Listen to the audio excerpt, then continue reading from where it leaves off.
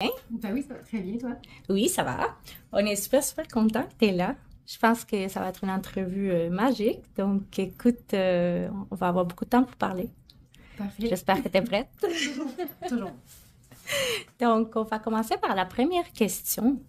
En fait, la question, ça serait, tu es qui? Je suis qui?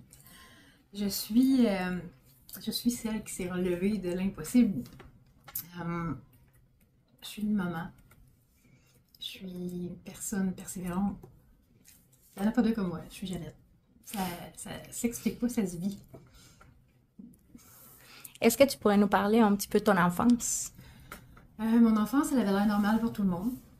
Mais j'étais pas heureuse. Je me faisais beaucoup intimider. J'ai eu des agressions sexuelles à partir de l'âge de 2 ans et demi. Ma mère m'a pas cru. Fait que ça a continué un certain temps. À l'école, juste avec mon prénom, Jeannette, dans un petit village, une petite ville, je me faisais beaucoup intimider. J'avais un petit surplus aussi. Mes idées étaient différentes. On disait que j'étais bizarre. Mes enfants aussi, d'ailleurs, ils me disent souvent ça à l'école. On dit que je suis bizarre. Non, c'est ta plus grande force, mais tu vas le savoir juste plus tard. Euh, Ça a été une enfance. J'ai juste des vagues souvenirs. Probablement que pour me défendre dans mon développement, ça a juste effacé. J'ai eu des flashs, mais pas plus que ça. Donc, t'as rien de clair vraiment au niveau, par exemple, des agressions sexuelles ou de l'intimidation à l'école? J'ai des flashs de où est-ce que ça s'est passé. Dans la chambre de mon frère qui était bébé à ce moment-là. Dans la maison de mon agresseur aussi, j'ai des flashs comme des mauvais rêves qui reviennent une fois de temps en temps. Euh, Puis moi, je pensais que tout ça c'était normal. Je pensais que c'était normal parce qu'il y a personne qui a rien fait pour me sortir de là. Aujourd'hui, je suis capable d'en rire. Ça a l'air un peu bizarre rire de ça, mais ça s'est produit, puis c'est comme ça. Fait que tant qu'à pleurer, j'aime mieux en rire. Puis j'essaye de guider les gens qui l'ont vécu aussi le mieux que je peux à travers leur processus de deuil, de pas avoir une enfance normale, puis de cheminement. Puis c'est ce que je peux faire avec ça. C'était-tu difficile le fait que ta mère t'a pas cru? Ben, vu qu'elle m'a pas cru, moi, je pensais que c'était quelque chose de normal. Fait que si ma mère m'a pas protégée de ça, excusez, c'est parce que la situation était normale, puis que je n'avais pas à m'en faire. Si personne me protège de quelque chose, à 3 ans, on fait confiance en l'adulte, fait que ça, c'était une situation qui était. Je peux pas dire, je peux pas me rappeler de comment je me sentais, mais ça faisait partie. Du quotidien, en Ouais, ouais, ouais, fait. ouais, on Mhm. peut dire quasiment ça, ouais. Ouais, parce que quand ma mère, elle a eu mon frère, c'est beaucoup ces gens-là qui me gardaient à la maison, qui prenaient soin de moi. Ils ont subvenu à mes besoins aussi, puis toute la kit. Oui, il y a eu ces agressions-là, mais je comprends pourquoi ils ont eu lieu. Euh, Parce que cet homme-là l'a subi par sa mère lui-même, étant le seul garçon dans sa famille avec des sœurs. Moi, je suis la seule fille dans ma famille. Euh, je sais très bien que pour lui, c'était sa façon de me montrer qu'il m'aimait. On s'entend que c'est pas correct, là. Mais je suis capable de le comprendre. Puis ça, c'est quand j'ai fait mon cours en psychologie en 2020 que j'ai pu comprendre tout ce pattern-là. Puis, Donc, tu l'as pardonné. oui, oui, totalement. Je peux pas rien faire de plus que ça. Le pardon en tant que tel, que ce soit pour une agression, que ce soit pour peu importe l'acte, on le fait pour pouvoir avancer. Parce que tant qu'on n'accorde pas notre pardon à quelqu'un, c'est une chaîne qui nous lie à cette personne-là. Puis c'est de l'énergie qu'on peut mettre ailleurs. C'est de l'énergie négative qui nous ramène tout le temps dans des situations qu'on n'aime pas. Euh, Fait que oui, j'ai pardonné. Puis je me suis dit que le ciel allait s'arranger avec ça. Puis aujourd'hui, cet homme-là, il est seul. Il est malheureux. Il est très malade. Sa femme, ça va pas bien. Ça fait très longtemps que j'ai pas eu de contact avec eux autres. Mais la vie te redonne toujours ce que tu fais aux autres. Donc, mais de l'autre côté, en parallèle, tout ce que j'ai eu quand j'étais jeune, c'était eux autres. Parce qu'il n'y avait pas d'enfants, j'étais comme leur fille. Puis ma mère, ben, ma mère, étant ce qu'elle est, elle n'était pas présente. Elle n'était pas présente. Aujourd'hui, c'est complètement une autre femme. Mais à ce moment-là, ça n'a pas été une mère exemplaire. J'étais pas l'enfant qu'elle désirait. Euh, je suis venue au monde, j'étais malade, on m'a envoyé à Sainte-Justine, puis bon, j'étais un bébé brisé qu'elle ne pouvait pas retourner à la shop. Mais c'est correct. Cette femme-là, aujourd'hui, elle a beaucoup évolué, puis elle se rattrape avec une de mes filles. Fait que je pense qu'elle a compris certaines choses, elle vivait aussi certaines choses. Euh, Fait que même à elle, avec ce qu'elle m'a fait, que je pourrais dire, je l'ai pardonné aussi. Ça n'a pas été facile, je pensais pas être capable, mais je vois cet effet pour ma fille. Euh, puis oui, elle s'est reprise à quelque part, mais je m'étais toujours dit que je ne serais jamais une maman comme elle. Je voulais pas être comme elle. Puis c'est ce que j'ai fait. J'ai été tout le contraire de ce qu'elle a été avec mes enfants. Puis au niveau de l'intimidation à l'école, est-ce que ça a duré longtemps? Ça a duré dans le fond tout au long de... Toute mon école primaire, toute mon école secondaire, euh, ça a été, euh, ça a été vraiment pénible parce que j'étais seule. À 14 ans, je vivais seule dans un logement en haut de chez ma tante qui s'occupait de moi, là, que je pourrais dire, mais j'étais quand même autonome. Il fallait que je travaille, j'allais à l'école. J'avais une maladie de la peau, probablement une réaction psychosomatique aux agressions sexuelles que j'ai développée à partir de l'âge de 10 ans. Me changer dans une salle pour l'éducation physique, c'était hors de question, j'avais des gars à grandeur, c'était épouvantable. Je faisais beaucoup rire de moi, puis ça l'avait fait, j'avais 17 ans, c'est Hélène Fouquet du Grand Journal à TQS, je me souviens bien, qui était venue faire une entrevue par rapport à ça, parce que j'avais écrit un courriel à Jean-Luc Mongrain, je crois qu'il est. Puis le lendemain, on m'a appelé, j'avais un rendez-vous à Sainte-Justine, ils ne trouvaient pas ce que j'avais.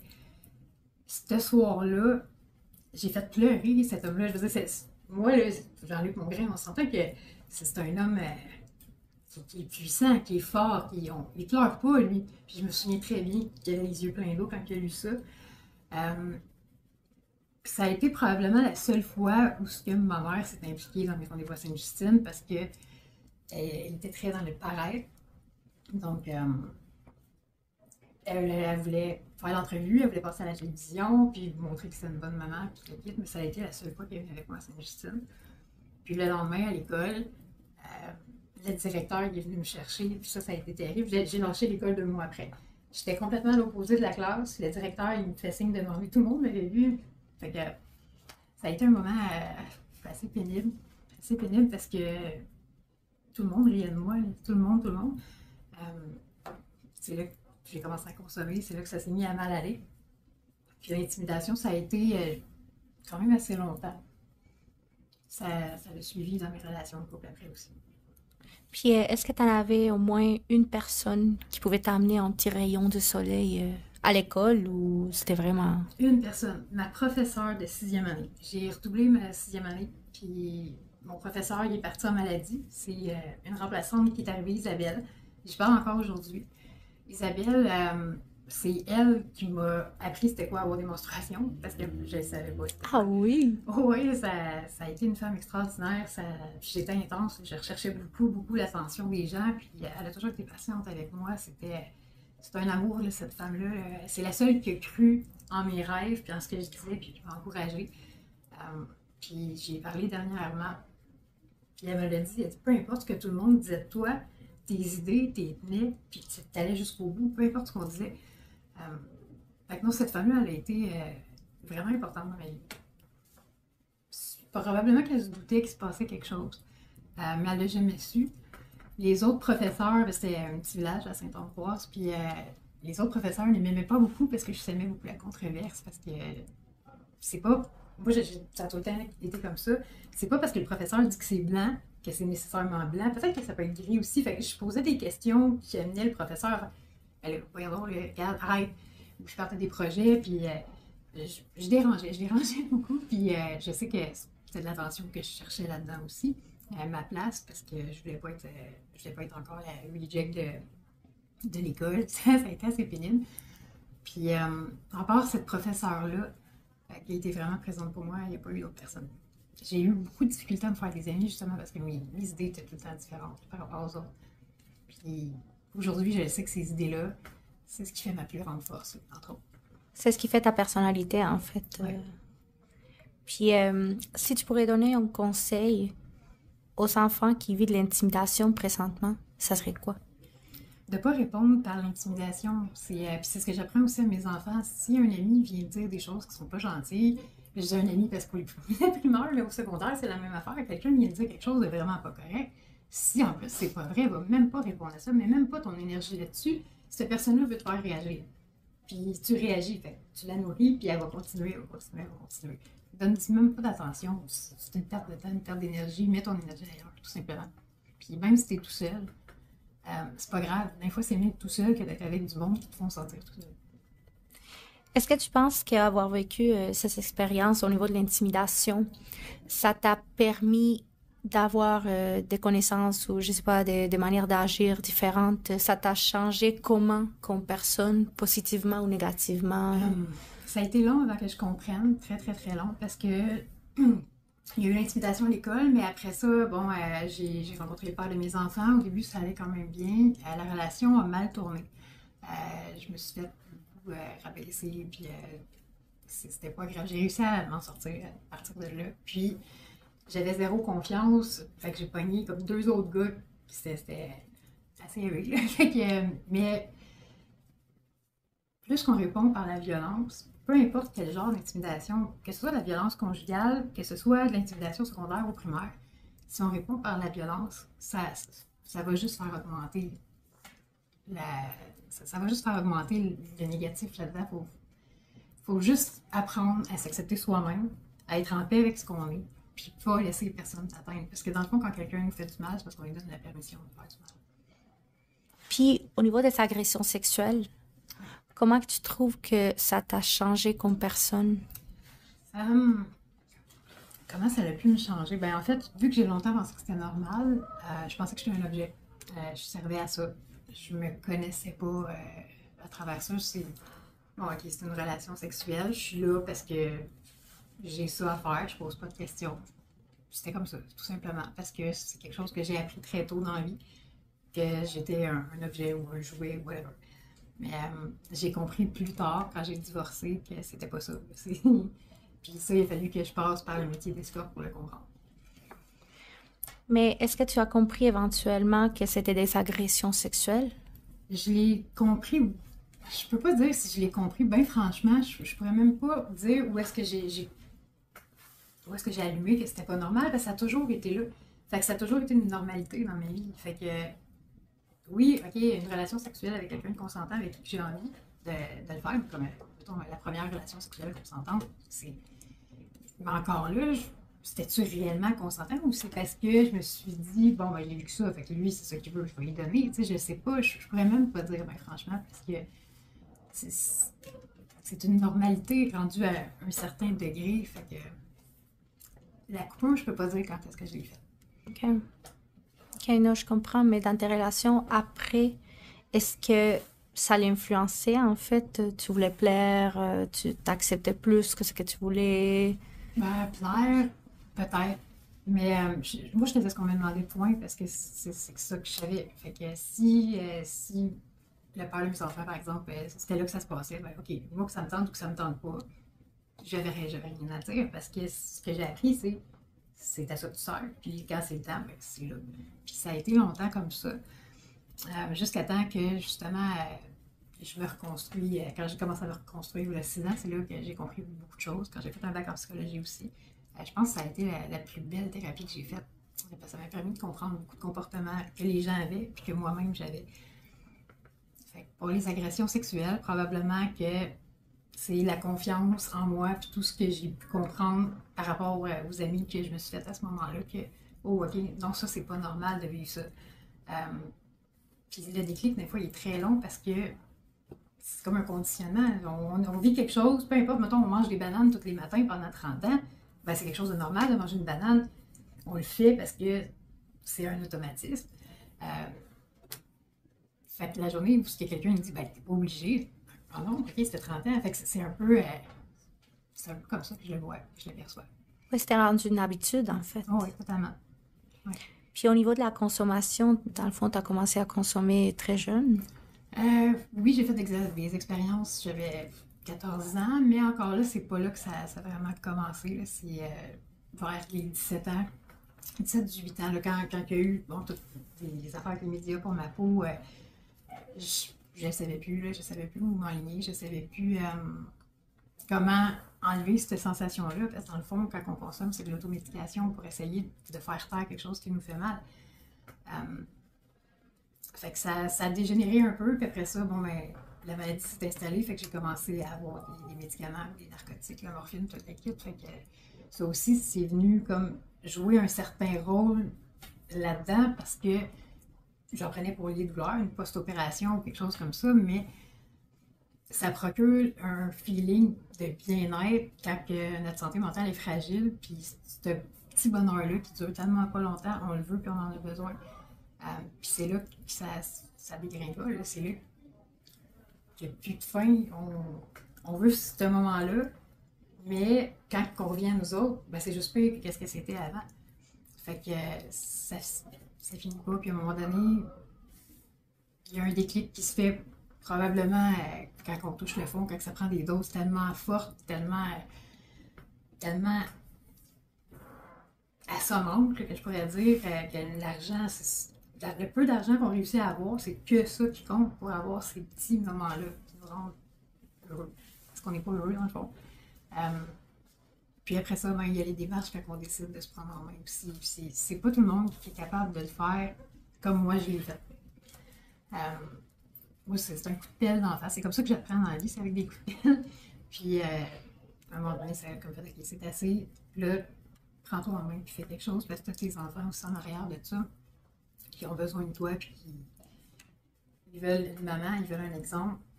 Fait que ça m'a beaucoup aidé, là. Vraiment beaucoup. Le fait qu'il soit là. Mais en fait, ça veut dire que tu as commencé la consommation, puis ça s'est fait tout Oui, subtilement. d'une manière ascendante, en fait.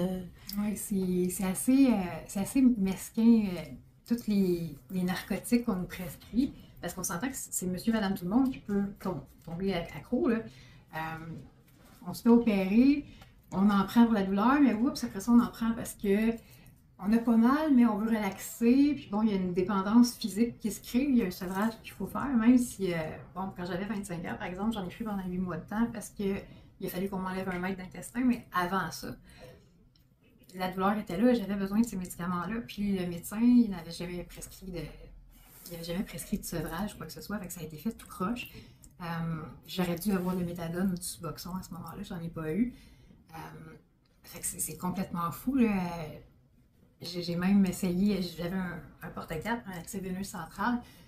Le lundi, j'avais toutes mes doses pour la semaine, mais je les prenais toutes la même journée. Puis là, tu faisais quoi?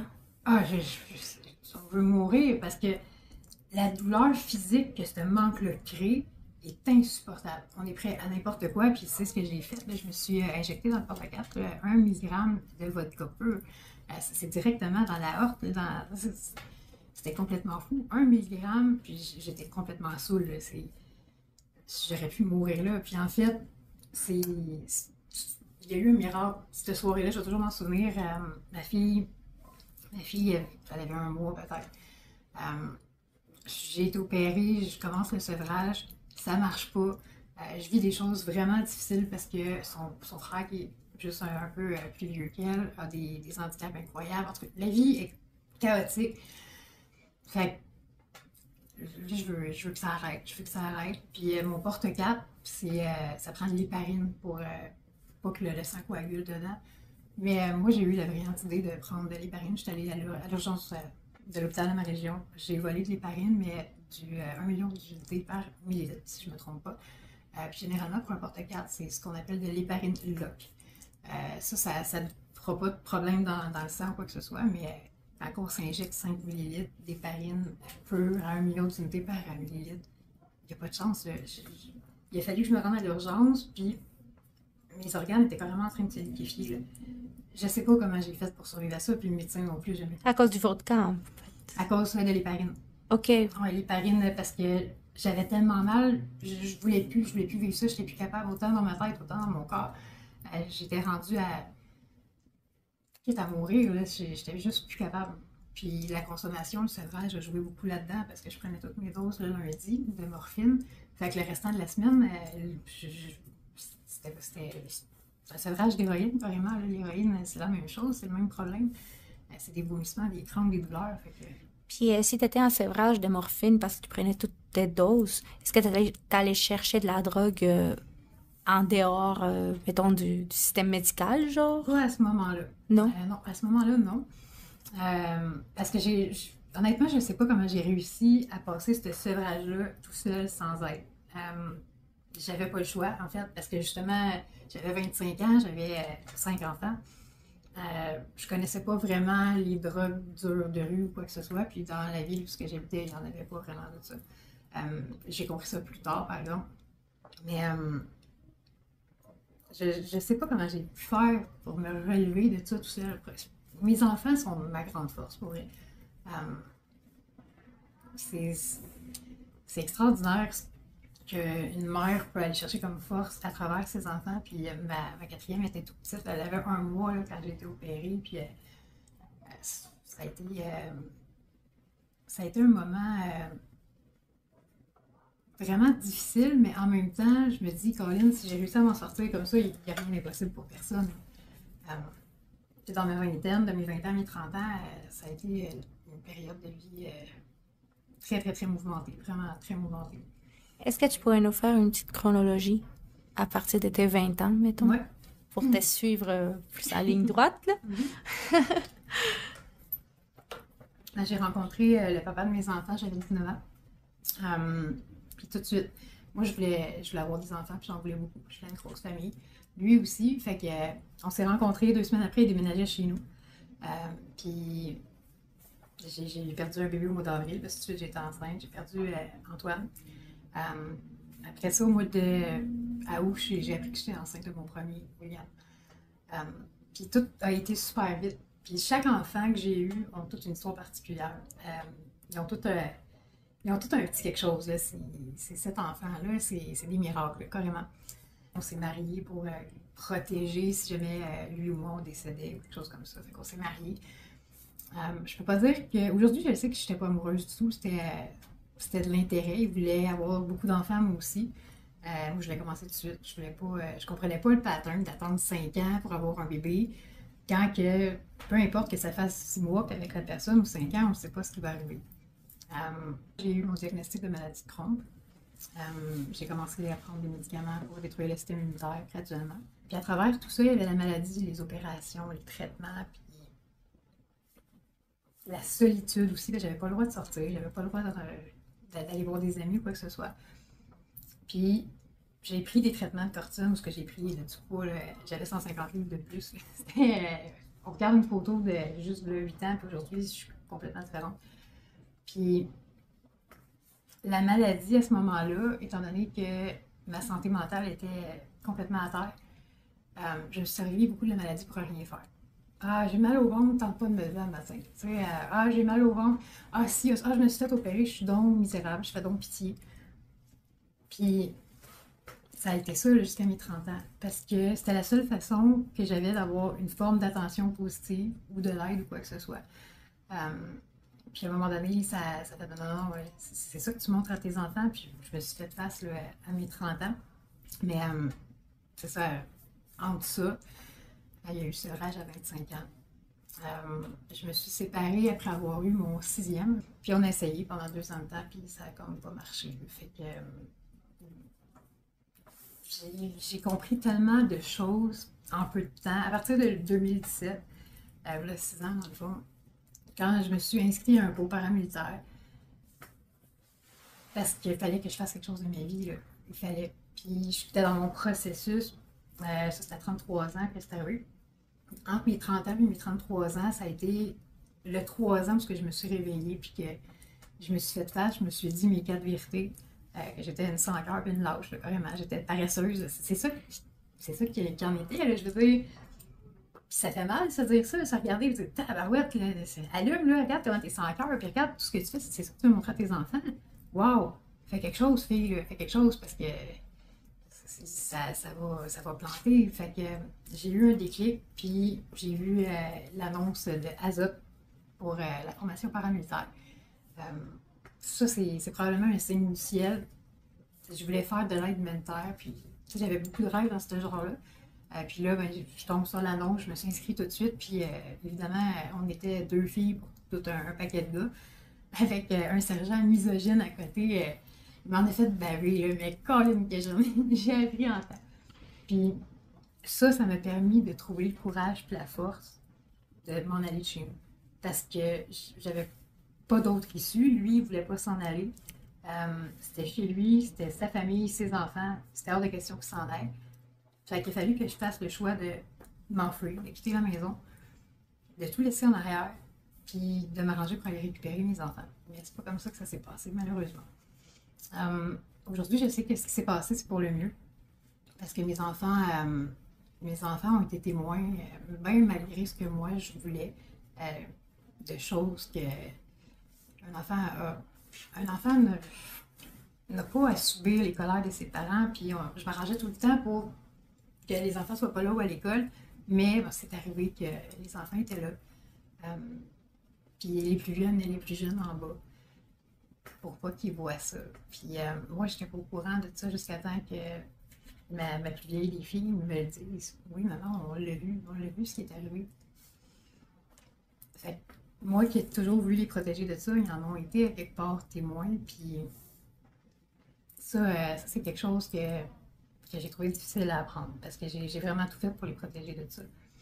Mais c'est arrivé, puis aujourd'hui, mes filles savent que justement, un homme ou une femme, peu importe, la violence n'a pas lieu d'être.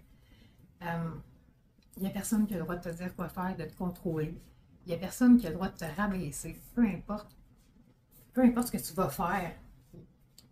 Ils ont pas le droit, les gens n'ont pas le droit de rabaisser les autres. Puis encore moins quand tu es en couple. En couple, c'est supposé être une équipe, c'est pas supposé être j'essaie de prendre le dessus sur toi, puis je vais te contrôler, puis je vais faire en sorte que tu vas être tellement misérable que tu vas penser que je suis la seule personne sur la planète pour voir de toi. C'est ce que j'essaie d'apprendre à mes filles, puis à mes garçons aussi. Autant, parce qu'il y en a des femmes qui sont violentes envers le mari aussi, ou quoi que ce soit, à leur conjoint. Fait que je fais beaucoup de sensibilisation avec mes enfants, puis souvent, bon, j'ai de leurs amis, bon, mon chum fait ça, c'est-tu normal? Non, c'est pas normal. Puis, en tout cas, j'essaie de faire la prévention à travers ça. Quand je suis partie de chez moi, la DPJ s'en est mêlée, évidemment. Puis, ma fille elle a été placée chez ma mère. Luc avait 6 enfants. Ça n'a pas été long qu'il les a toutes perdus parce que c'était trop pour lui. Puis en plus, il travaillait beaucoup. Moi, je les voyais 2 heures par semaine, même 2 semaines. C'était très, très, très pénible. Mes enfants ne comprenaient pas ce qui se passait. Puis, fait qu'ils ont fini par tout être placés en famille d'accueil. Ça a été très difficile. Mais aujourd'hui, les familles qu'ils ont, c'est des familles extraordinaires, que dire de cette femme-là. Pareil pour Océane, pareil pour Thomas. Thomas est dans une famille d'accueil des myriades. Wow! Il a accès à tous les services que moi, en tant que mère naturelle, j'ai même pas le droit. Les répits, tout le kit, il se développe bien. Ça serait assez ordinaire de ma part, parce que le dossier a déjà été fermé. Mais Thomas, c'était clair qu'il restait dans cette famille-là, parce que moi, je peux pas avoir accès à tout ce que les autres ont. Fait que ça serait égoïste de ma part de le prendre avec moi à temps plein. Puis ma santé ne me le permet pas non plus. Donc, ces enfants-là, malgré tout ce qu'ils ont vu à travers moi, que ce soit la maladie, les opérations, quoi que ce soit, ils m'ont toujours vu me tenir debout. Ils m'ont vu aussi dans un lit, pas être capable de bouger après une opération, ou des trucs comme ça. Mais c'est probablement grâce à eux autres que je suis celle que je suis aujourd'hui, en partie. Puis parce que j'ai un léger trouble de l'opposition. Quand j'étais petite, je disais que je voulais être comédienne humoriste. Ben aujourd'hui, j'ai commencé dans cette voie-là, mais personne ne croyait que j'allais le faire. Fait que mon but là-dedans, c'est de montrer à mes enfants que la persévérance, quand tu travailles fort, quand tu y crois, mais rien n'est impossible, absolument rien. Est-ce que dans ta vie, tu as vécu beaucoup de jugements Tout le temps. de la part des autres? Tout le temps, encore aujourd'hui. Encore aujourd'hui. Parce que j'ai une personnalité assez flyée. Mon look, ce que je pense, la façon que j'ai de faire les choses, les gens trouvent que je suis bizarre. Moi, c'est un compliment. Ce que j'ai vécu, ça apporte des jugements aussi beaucoup. Ma façon de vivre aussi. Mais peu importe ce qu'on fait, peu importe ce qu'on va faire, il y a toujours quelqu'un qui va me critiquer. Puis il faut juste pas s'en occuper. Parce que si on fait nos choix pour le jugement des autres, ben c'est plate parce que tu ne seras jamais heureux. Là. Jamais, jamais, jamais. Jamais. C'est tes choix, tu les fais pour toi. Des fois, il y a des conséquences, des fois, il y a des bons côtés, il faut que tu les assumes, puis on apprend. C'est pas des échecs, c'est des apprentissages. Fait que, oui, encore aujourd'hui, je me fais juger, je me fais persécuter, mais je m'en fous tellement parce que je suis pas là-dedans. Je veux dire, je fais ma vie, puis je suis heureuse en tant qu'individu, en tant que. Je peux pas demander mieux que qu'est-ce que j'ai en ce moment comme bonheur pour vrai. Parce que c'est ça, qui se foutent de l'opinion des autres, puis du jugement. Comment tu as fait pour t'en foutre, justement? Wow! Ben, ça a commencé par l'acceptation de soi. Que le corps que j'ai, avec les cicatrices que j'ai, puis tout ce que j'ai vécu. Avant de partir de la maison, j'avais aucune estime. Mais pour moi, là, des cicatrices, tout les voyons donc, puis bon, le surplus de poids. Ça a été vraiment graduel. Le cours en psychologie m'a beaucoup aidé aussi.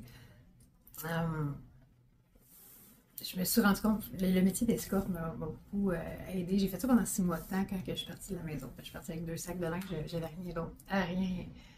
C'est ma chum qui m'a dit, ben oui, tu pourrais. Je fais, non, j'ai pas le corps pour ça. J'ai dit, non, il y a des clients pour tout. Bon, OK.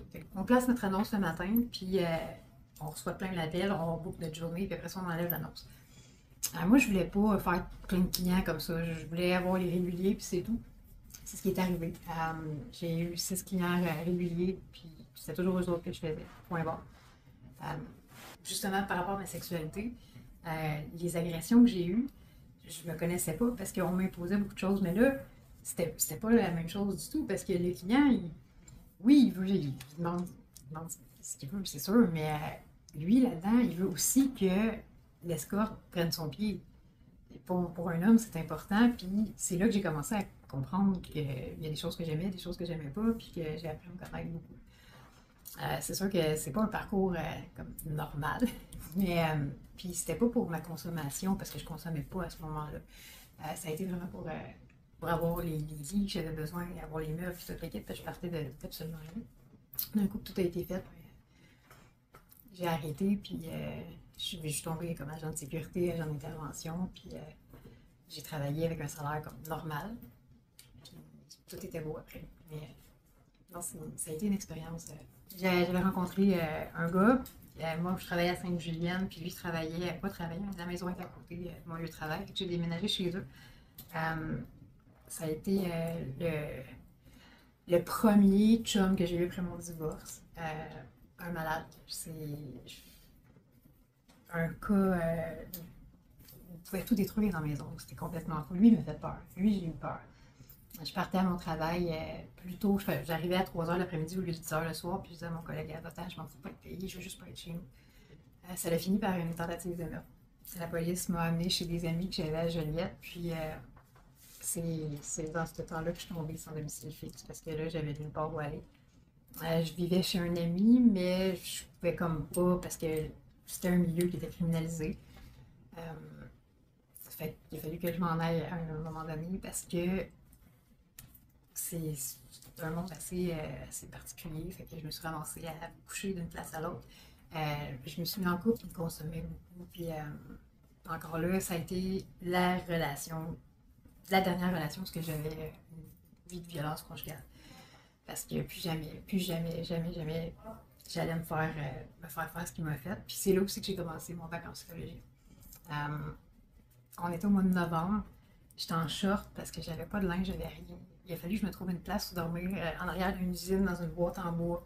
Il faisait froid, c'était épouvantable. Puis lui, trop lâche pour admettre que ma situation, tout à cause de ce qu'il avait fait, lui, il avait un toit chez son ex-blonde, toute l'équipe, ça allait bien. Moi, j'étais tout seul, puis ça fait non, non, il n'y a plus personne qui va réussir à me faire du tort.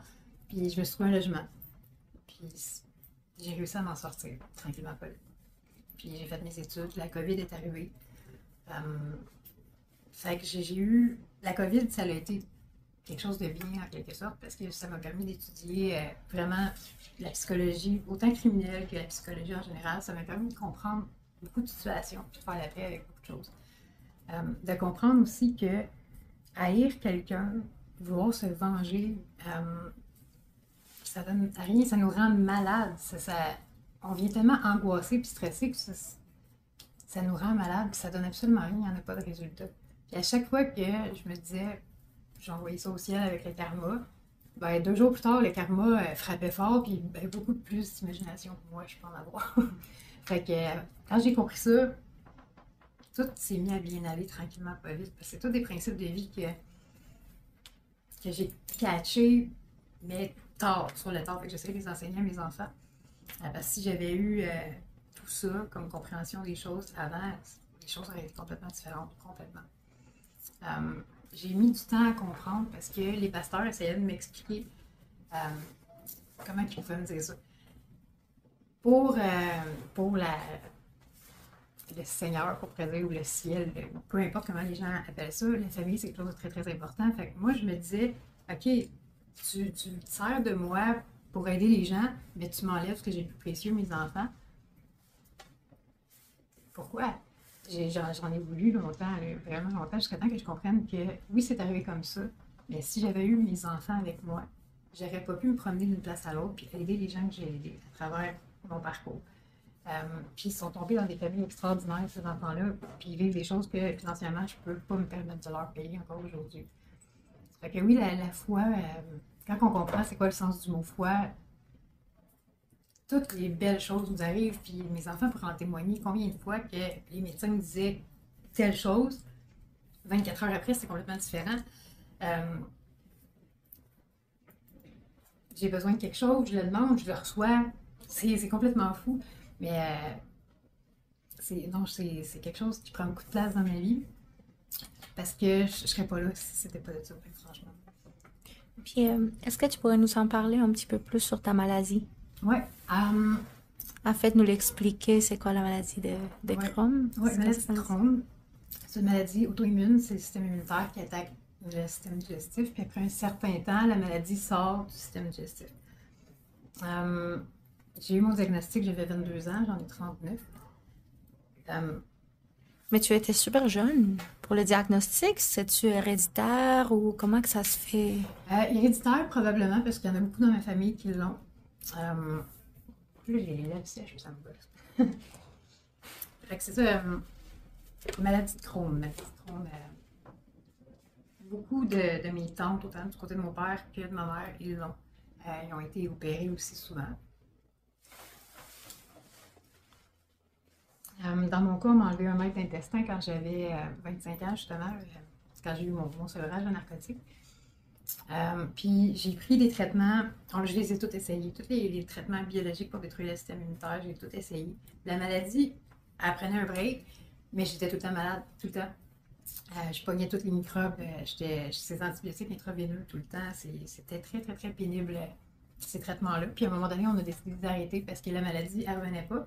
Puis on a pesé le pour puis le contre, puis finalement, ben, les arrêter, c'était ce qu'il y avait de mieux. Cette maladie-là peut rester en dormance des années, des mois, ça dépend de plein de choses. Mais après un certain nombre d'années, ça sort du système digestif. J'ai des problèmes d'articulation, j'ai perdu la vue à un œil à cause d'une infection due à la maladie de Crohn, mais malheureusement, le médecin qui me qui me suivait en fait, pensait que je voulais juste avoir des narcotiques. J'ai mal, je viens te voir, si je voudrais des narcotiques, j'irais à Montréal en acheter.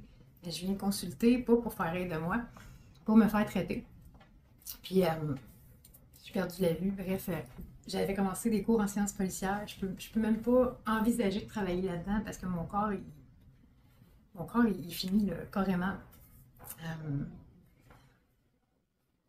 Mais je me laisse pas abattre pareil. Ça fait partie de ce que j'ai, la maladie. Mais la maladie, dans le fond, il n'y a pas de guérison Non, pour la maladie.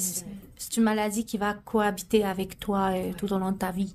Oui, puis jusqu'à un certain point, on peut se faire enlever des morceaux d'intestin. Bon, on m'a déjà enlevé 1 mètre parce que ma maladie n'est pas dans le côlon, mais dans le petit intestin, puis plus haut. On ne sait pas jusqu'où ça peut se rendre. Ça dépend, c'est du cas par cas, vraiment. L'autre jour, je me rends à l'hôpital parce que j'ai des bleus partout sur le ventre. Je draine du liquide inflammatoire aussi. Ça va pas bien. J'ai une douleur. Bref, je m'en vais à l'urgence. Là, il s'est passé quelque chose d'assez particulier. Le jeudi matin, mes prises de sang montraient un taux d'inflammation extrêmement élevé. Ça, c'est le jeudi matin, c'est comme ça. Le vendredi matin, plus rien. Taux d'inflammation disparu. On me passe un scan, mon intestin est correct, mais on voit qu'il y a un problème au foie qu'on ne voyait pas au mois d'août. Fait que ça veut dire que les voies biliaires se sont mis à enfler rapidement. Ça peut prendre quelque chose comme 10 ans d'habitude à faire ça. Puis, ils comprennent pas trop c'est quoi. J'ai plus de vésicule, puis bon, de fil en aiguille. Il faut que je passe un IRM rapidement pour savoir c'est quoi l'étendue, c'est quoi qui se passe. Euh, j'ai un pacemaker. C'est pas un pacemaker, mais c'est un moniteur cardiaque depuis 2020. Puis ça faisait un an que j'attendais pour me le faire enlever. Mais je suis sortie de l'hôpital dimanche passé. Mardi, on m'appelle, le cardiologue lui-même. Viens-t'en, j'ai une place pour te l'enlever, mais j'ai pas de véhicule, je peux pas. Je commence à faire un plus un. Ok, c'est urgent à ce point-là que je passe l'IRM. J'ai été infirmière auxiliaire, fait que je commence à comprendre ce qui se passe. Je pose des questions, puis c'est probablement des tumeurs au foie. Je ne sais pas encore. On va le savoir après la biopsie. Mais c'est encore une fois une conséquence de la maladie de Crohn, parce que les voies biliaires sont attaquées par le système immunitaire, ça fait du tissu cicatriciel, ce qui amène à une potentielle cirrhose quand c'est pas pris à temps. Fait que j'ai été pris à temps pour ça. Si, si c'est positif, si c'est un cancer, moi, je vais me battre pareil. Là, je veux dire, il n'y a pas grand-chose qui. Je suis encore là. Je veux dire, il n'y a rien qui est venu à bout de moi. Je suis pas tuable, c'est rendu un running gag. Fait que je veux, à travers ça, montrer surtout à mes enfants que peu importe ce qui nous tombe d'en face, ben, on est capable de se battre contre tout le temps.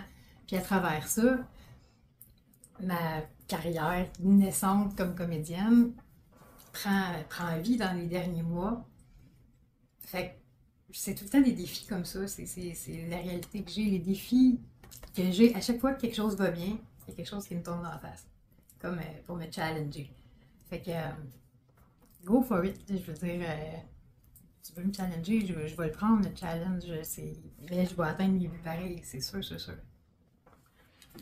Comment tu fais pour, en fait, accepter la maladie dans ta vie, puis garder une attitude positive, tu sais, de pas tout le temps être comme pourquoi moi, pourquoi moi, pourquoi moi. Ben, pourquoi moi, pourquoi moi? Parce que, parce que quand même que j'aime bien ça, donner cet exemple-là à mes enfants.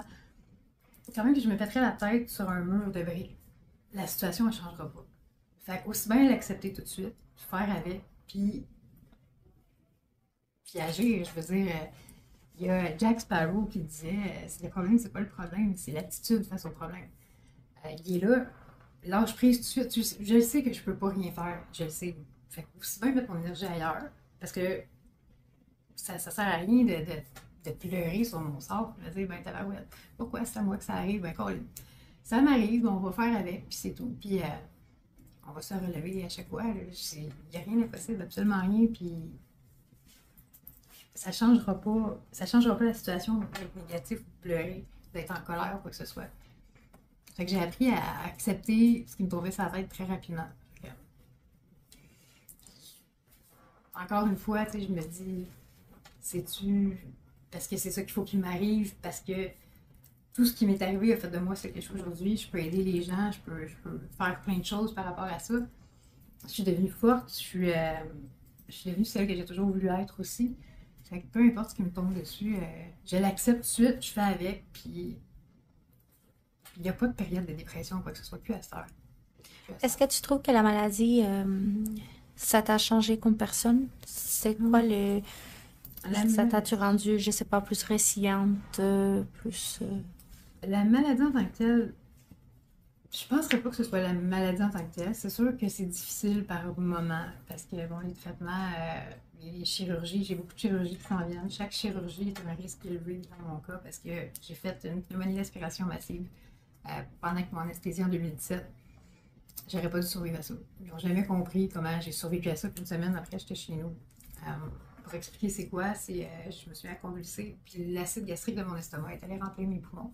Ça a brûlé les alvéoles pulmonaires, fait que l'oxygène ne se rendait plus au sang. Je ne devais pas survivre à ça. Je ne devais pas, j'étais encore là. Fait que je sais que je peux survivre à n'importe quoi si je décide que c'est ça que je veux, carrément.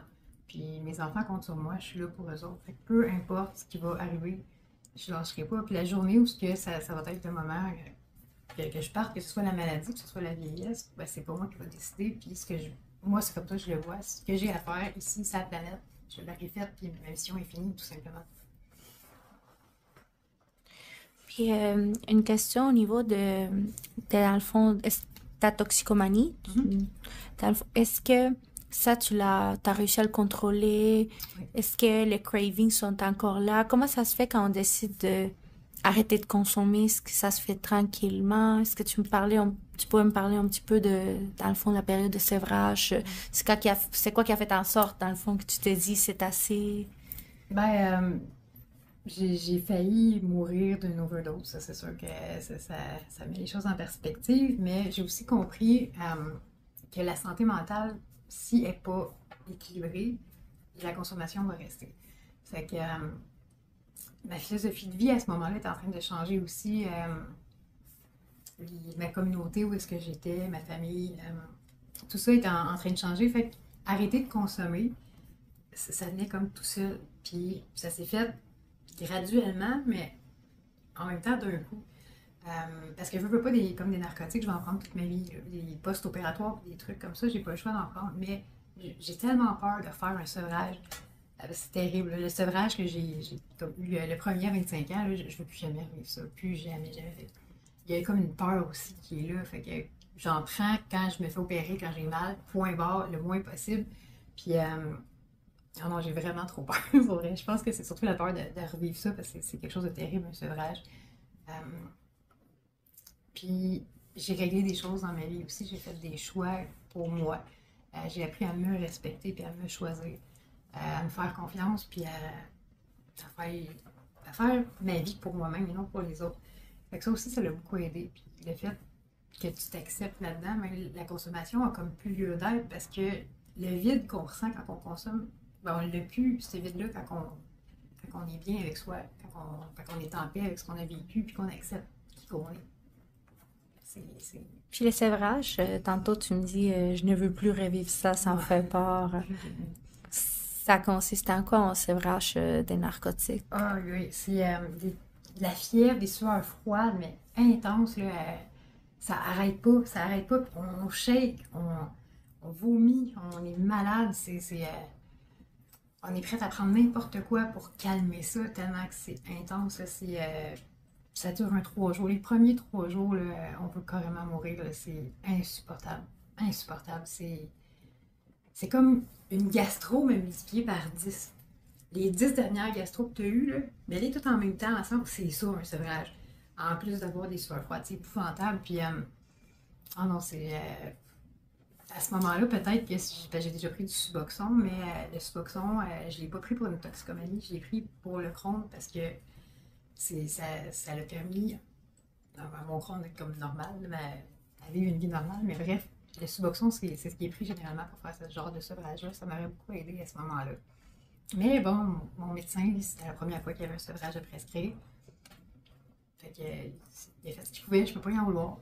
Mais ça a été un moment assez terrible parce qu'en plus, fallait que je m'occupe des enfants là-dedans, même si j'étais malade et que ça allait pas, fallait que je m'occupe. Oh, mais moi, je pensais que tu avais fait ton sévrage dans son centre.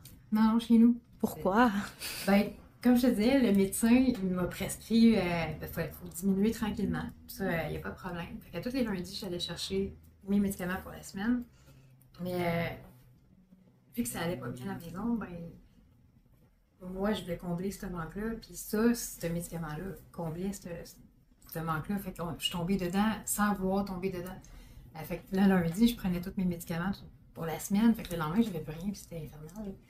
C'est là que j'ai compris que ouais, peut-être un problème. Puis je me suis mis à déraper et à consommer vraiment n'importe quoi pour essayer de combler ce manque-là. Fait que ça a duré peut-être un mois ou deux. Puis à chaque fois, le lundi, bon, mardi, mercredi, jeudi, j'étais malade, j'étais 3 jours. Mais je commençais à aller mieux, oups, j'avais mes doses pour l'autre semaine. Fait qu'on recommençait. C'était tout le temps comme ça. Fait que je retombais tout le temps au sevrage parce que je suivais pas ce qui était écrit comme prescription. Fait que, tu sais, j'ai pas été guidée correctement, j'ai pas eu l'aide que j'avais besoin non plus. Mais j'en garde un souvenir assez intense pour plus jamais vouloir vivre ça. Plus jamais, jamais. Puis aujourd'hui, quand on me prescrit des narcotiques, que ce soit pour une opération parce que j'ai de la douleur, euh, je le prends si j'ai mal, point, mais je vais bien, je suis heureuse, j'ai pas rien à combler comme manque. Le manque psychologique n'est pas là. Euh, fait que je sais que pour le moment, parce que tout le monde est à risque, je sais que peut-être un jour il pourrait arriver quelque chose de tellement grave que je retombe là-dedans, je sais pas, personne ne le sait. Mais pour le moment, je le contrôle très bien parce que il y a la peur, il y a la peur, mais il y a aussi le fait que je suis heureuse, j'ai pas besoin de rien, j'ai rien à tuer en dedans de moi, j'ai pas de vide à combler ou quoi que ce T'as soit. plus de démons, en fait. Non, non, vraiment pas. Je suis vraiment en paix avec qui je suis et ce que j'ai vécu. Puis au niveau du sevrage, justement, quand tu étais prête à le faire, quand tu avais vraiment fait le pas de je ne veux plus prendre rien, tu n'aurais pas pu rentrer dans son centre? Ça aurait-tu été mieux peut-être? Peut-être plus Je pourrais pas contrôlé? te dire. Puis en fait j'ai eu un spécialiste. C'était dans un organisme, je me souviens plus du nom, le réseau, je pense. En tout cas, je me souviens plus. Mais lui-même, il disait que j'avais pas assez vrai, je m'en souviens, tabarouette. Parce que je voulais de la méthadone. À ce moment-là, Suboxone, c'était comme pas connu. J'ai demandé de la méthadone, puis lui, il a dit non, non, t'en as pas besoin. Il faut juste suivre ta prescription. Mais c'est ça, je suis pas capable de la suivre. J'ai besoin d'aide, je suis ici. Puis j'ai été laissée tout seul là-dedans. Là. Fait que finalement, il a fallu que je me débrouille par moi-même pour en venir à bout. Là, parce qu'il fallait que je m'occupe de mes enfants. Je pouvais pas avoir l'air d'un cadavre tout le temps. Là. Puis justement, tu sais, t'en avais quand même des enfants, tu allais voir les services, t'essayais d'avoir de l'aide. Est-ce que tu trouves qu'il y avait de l'aide pour les parents ou pas vraiment? Non. T'étais très délaissée. Oui, parce que, tu sais, déjà, j'ai plusieurs enfants. À ce moment-là, j'en avais 5. J'avais 25 ans. C'est pas quelque chose de commun. Euh, c'est... On n'a pas d'aide. T'es capable, t'as des enfants, t'es capable de te débrouiller, t'es capable de t'occuper de tes 5 enfants, tu peux t'occuper de toi-même. Euh, L'aide, j'en avais pas. J'en avais pas. Puis, probablement que c'est justement parce que j'avais pas d'aide que j'ai pu me relever. Si j'avais eu de l'aide, peut-être que je me serais fiée à ça, puis j'aurais continué à rien faire pour me ressaisir. Là, j'avais pas le choix. Là, j'avais 5 enfants qui dépendaient de moi. Fait qu'il a fallu que je mette un stop à ça, puis ça s'est fait d'une façon graduelle. Je sais que à un moment donné, le médecin m'en prescrivait plus, fait que j'en avais plus. Fait que ça a été ce qu'il fallait qu'il arrive, dans le fond. OK, donc c'est là que tu as eu le gros sevrage qui te fait Ouais, peur. ben, la dernière semaine que je suis allée chercher mes médicaments, la pharmacie m'a dit après ça, t'en as plus, c'est fini. Ah ouais. Qu'est-ce que je vais faire? Je me suis mis à manger des biscuits au pot que ma chum me faisait. J'essayais de trouver n'importe quoi pour me geler, n'importe quoi, parce que j'avais mal en dedans, puis je voulais que ça arrête. Puis c'est probablement mes enfants qui m'ont ramené à la réalité. Et je sais aussi qu'après ça, plusieurs années plus tard, après une opération, leur père il est venu dans le salon, puis j'avais une grille sur le divan parce que je n'avais trop pris. Euh, Ça aussi, ça fait peur. Là. Mais mes enfants étaient tout petits, puis moi, j'étais là sur le divan. J'étais- J'aurais pu mourir si lui il s'était pas réveillé puis qu'il n'était pas venu me voir. Ça aussi, ça met beaucoup de choses en perspective. Mes enfants ont pas à subir ça, ont pas du tout à subir ça, une négligence comme ça. Puis, ah non, ça serait, pour moi, ça serait, je pense, le pire des drames. Consommer, faire un overdose, puis que mes enfants me trouvent comme ça. Je serais pas capable. Fait que ça, probablement quand l'arrière-pensée, c'est toujours là. Je voudrais pas que mes enfants me trouvent en overdose comme ça. C'est clair que non. Puis, tu sais, justement, tout ce qui s'est passé, tout, est-ce que des fois, tu ressentais une culpabilité? Oui, beaucoup. Oui, même quand la DPJ les a placés, je me sentais super coupable de ne pas avoir réussi à les protéger du système. Pourquoi on n'est pas avec toi? T'sais? Pourquoi on te voit dans des locales avec une supervision, puis ça a été n'importe quoi jusqu'à temps que l'année passée, une déesse extraordinaire m'a écoutée, puis elle a pris en considération ce que j'ai dit, elle a validé ce que je lui ai dit aussi.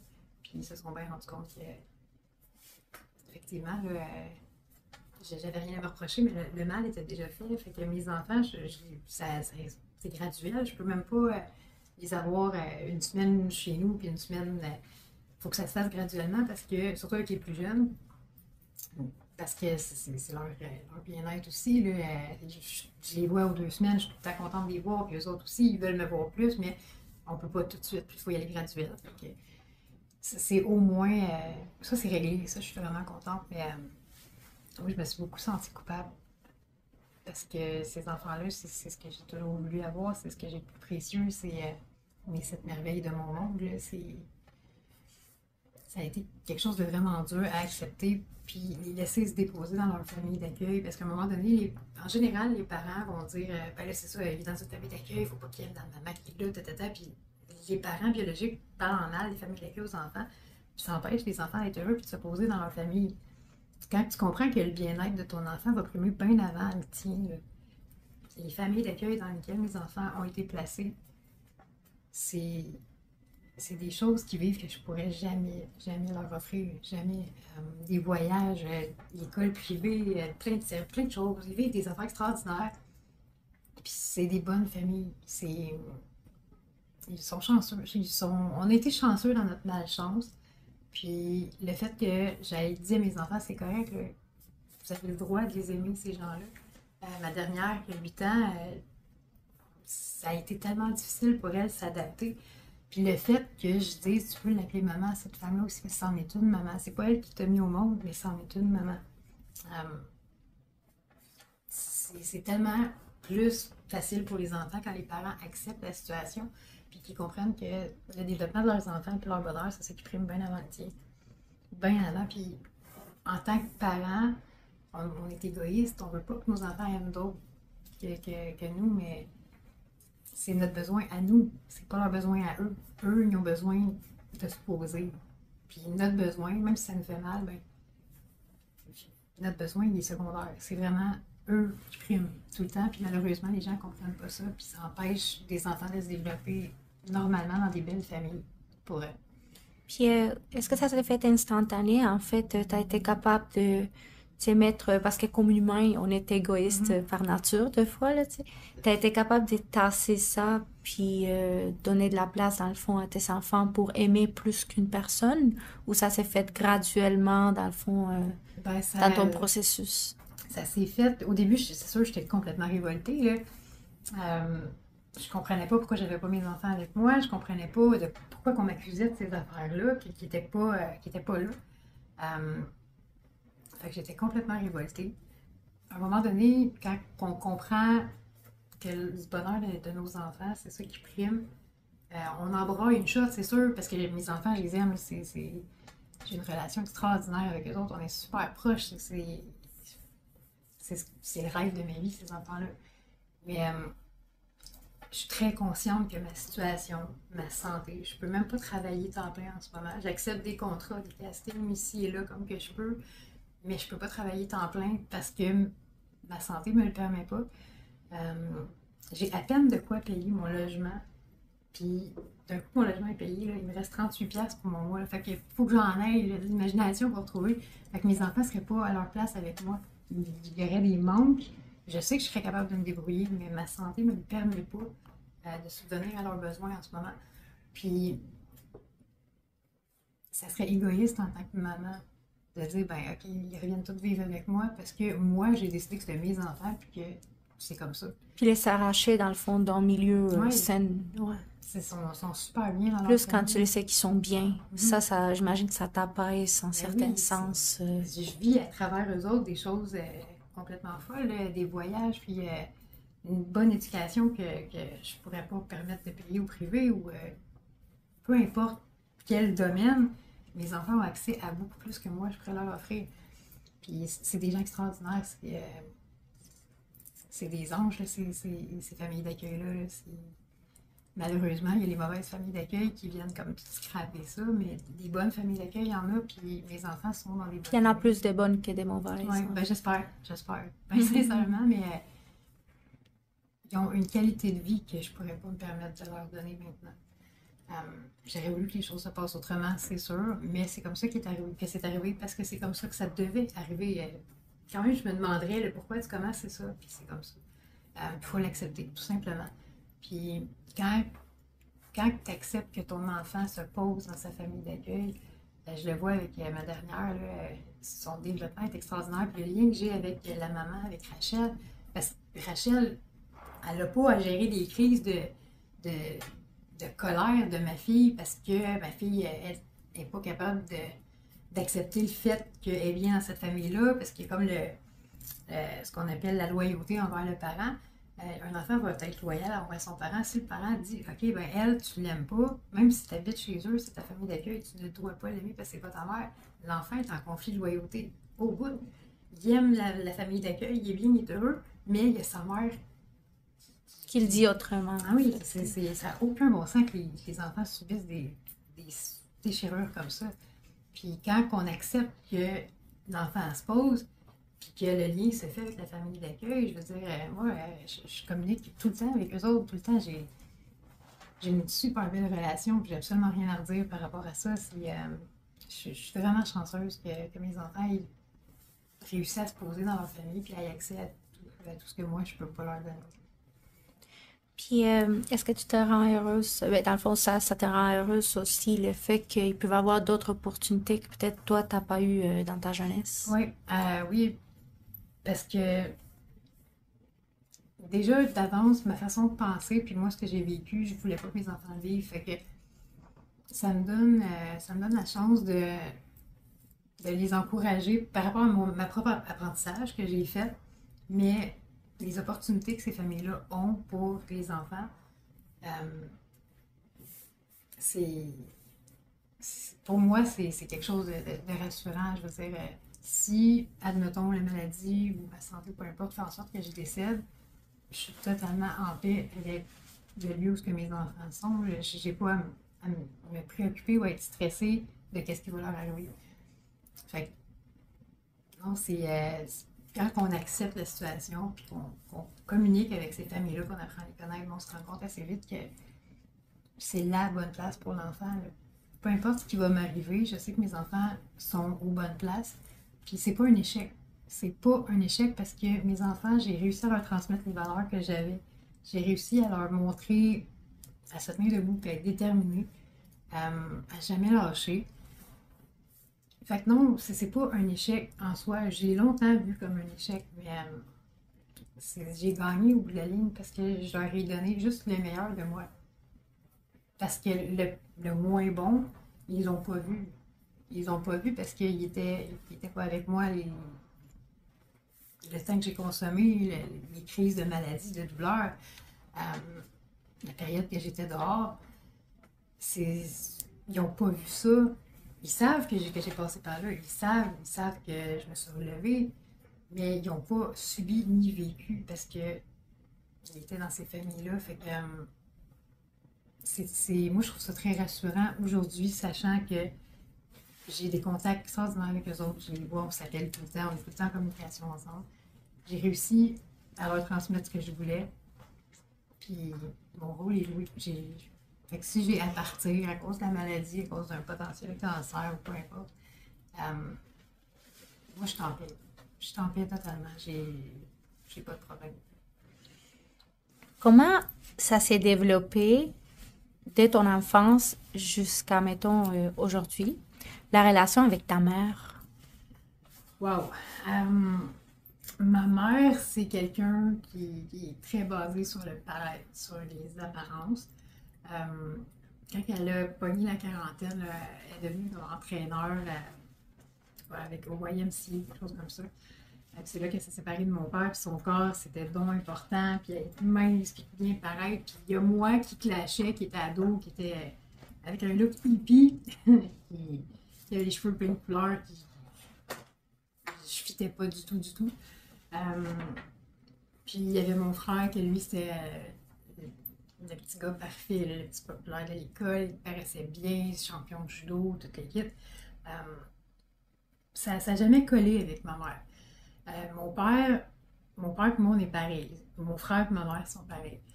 Euh, Elle m'a jamais encouragée dans ce que je voulais vivre. Jamais, jamais.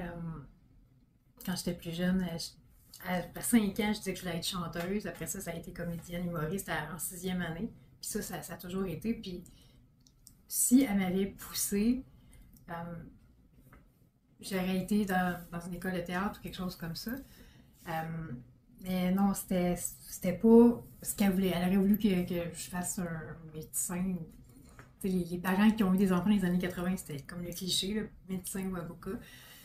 Parce qu'être artiste, c'était pas une carrière, c'est pour ça qu'elle allait payer les factures. Euh, Aujourd'hui, je sais que c'est très difficile dans ce milieu-là. Il y a beaucoup de compétition, puis ça prend des idées originales, mais quand on a l'idée qui va faire la différence, ben, ça prend juste une personne assez folle pour croire au projet. Il faut persévérer beaucoup, c'est beaucoup de refus parce que, bon, c'est pas par manque de talent nécessairement, mais l'apparence qu'on a, c'est pas nécessairement ce qu'ils veulent sur un casting ou quoi que ce soit, fait qu'il y a beaucoup de refus. Puis, des fois, il y en a qui voient ça comme des échecs. T'sais, moi, je me dis, bon, mais on se fait voir, puis c'est ça l'important. Ça a toujours été une compétition avec mon frère. J'étais pas l'enfant qu'elle voulait en tant que telle. Euh, Puis aujourd'hui, ça fait peut-être 1 an que j'ai recommencé à y parler parce que ma fille vit chez elle.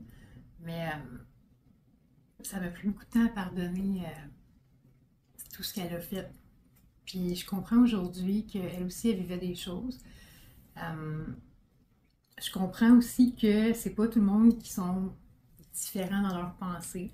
La plupart des gens sont dans un moule, puis ce moule-là, ça leur convient. Si la société le fait, moi, je vais le faire. Euh, Moi, je suis complètement à l'opposé de ça. C'est pas parce que la société dit de le faire que je vais le faire. Je vais poser des questions, puis euh, je vais toujours aller chercher l'information que j'ai besoin pour être sûre de faire le bon choix. Puis c'est ce que j'enseigne à mes enfants aussi. Euh, J'aurais voulu qu'elle m'encourage dans mes rêves. Ben, franchement, puis si j'avais eu un peu d'encouragement de sa part, j'aurais pu faire des choses pas mal plus grandes. Ben, plus grandes, je dirais pas plus grandes, mais j'aurais eu des études probablement. J'ai lâché l'école au secondaire 4. Après ça, je suis allée aux adultes. J'ai fait un DEP comme infirmière auxiliaire. J'ai été beaucoup autodidacte parce que je suis curieuse. Après ça, j'ai réussi à aller faire un cours qui est un bac en psychologie, mais pas un bac comme universitaire reconnu par le ministère de l'Éducation. C'est à l'école privée. Euh, j'ai réussi à trouver mon chemin à moi à travers ma foi, dans le fond, en moi-même. Euh, Puis j'ai un léger trouble de l'opposition. Je pense que ça a beaucoup fait en sorte que tu m'as dit que je réussirais pas, ben je vais réussir, puis regarde-moi bien, regarde-moi bien. Euh, Fait que probablement que ça m'a aidé aussi. Euh, j'ai eu une tante qui m'a beaucoup aidée aussi, qui a été comme une maman pour moi. Euh, Elle est décédée aujourd'hui, mais elle me disait toujours, si moi je suis capable, toi t'es capable. Puis elle est retournée aux études, elle avait 30 ans, c'est 3 garçons, puis c'est ce que j'ai fait aussi. À 30 ans, je suis retournée aux études pour faire un cours d'agent de sécurité, puis ma formation paramilitaire. Cette femme-là, ça a été une vraie maman, ma tante. Parce que ma mère n'était pas là. Quand elle s'est séparée de mon père, elle tripait, là. Elle a eu juste mon père toute sa vie, puis là, à 40 ans, elle tombe célibataire. Fait que, elle a vécu ce qu'elle n'a pas eu la chance de vivre en étant avec mon père. Fait que la relation aujourd'hui avec elle, je pense que elle a compris que les erreurs qu'elle a faites avec moi, qu'elle ne reproduit pas avec ma fille, elle a compris probablement aussi qu'il n'y a rien qui va m'arrêter. Rien. Mais elle a encore tendance à me freiner. Ben voyons donc, on fait pas ça. Puis elle le fait aussi avec ma fille. Puis à chaque fois que je la reprends, je dis non, non, son rêve c'est ça, ben on va l'encourager là-dedans, pourquoi pas. Fait que c'est une relation que c'est ma mère, oui, elle m'a mis au monde, mais ça sera pas jamais la relation que j'ai moi avec mes filles, par exemple, ou avec mes garçons. elle n'a pas été très présente dans ma vie. Fait que oui, il y a eu une période où je recherchais une maman à travers les femmes de son âge. J'essayais de m'identifier beaucoup à un modèle, mais finalement, pour comprendre que le modèle que je voulais, ben, c'est moi qui vais le créer, c'est personne d'autre. Ça va aussi avec la confiance en soi et l'acceptation de soi. Là, quand on a confiance en ses moyens, on n'a pas besoin d'un modèle. On n'a pas besoin de se trouver une maman en remplacement. Fait que, j'ai compris ce que je voulais, j'ai compris ce que je voulais plus dans la vie. Puis il n'y a rien ni personne aujourd'hui qui va réussir à me faire déloger de ce que je veux. Puis celle que je suis aujourd'hui, j'ai toujours aspiré à être cette personne-là. Puis ça a pris beaucoup de temps, beaucoup de travail pour y arriver. Mais je suis vraiment. Je suis sur la bonne voie, ça je le sais. Euh, on travaille toujours sur soi pour s'améliorer, tout le temps, tout le temps. Fait que, non, tout le monde a la possibilité de changer s'il met l'effort et qu'il y croit. Tout le monde. Si moi j'ai été capable, n'importe qui peut le faire. Faut juste s'attendre à ce que ce soit pas facile parce qu'on en mange là, des coups de pelle. On en mange, puis ça fait partie de la game. Là. Je sais que je vais encore en manger des coups de pelle. C'est ça la vie, mais c'est dans la façon de voir le problème que tout va changer. C'est dans l'acceptation des choses, puis en étant tout le temps du côté positif et non négatif sans s'apitoyer sur mon sort. J'aurais 3 millions de raisons de dire, ben, c'est ça, c'est toujours à moi que ça arrive. Pourquoi à moi? Pourquoi non, ça serait triste, là. Moi, je ris tout le temps. Je veux dire, j'ai beaucoup de joie de vivre dans mon cœur. Ça tape ses nerfs des gens autour de moi. Elle est tellement plus intense. Mais j'ai toujours eu ce fond-là déjà, mais aujourd'hui, je connais la fragilité que la vie elle a, puis le moment présent, aujourd'hui, maintenant, c'est juste ça qui compte. Puis faut vivre chaque instant à fond. Est-ce que tu pourrais me donner, mettons, des red flags pour reconnaître un pervers narcissiste?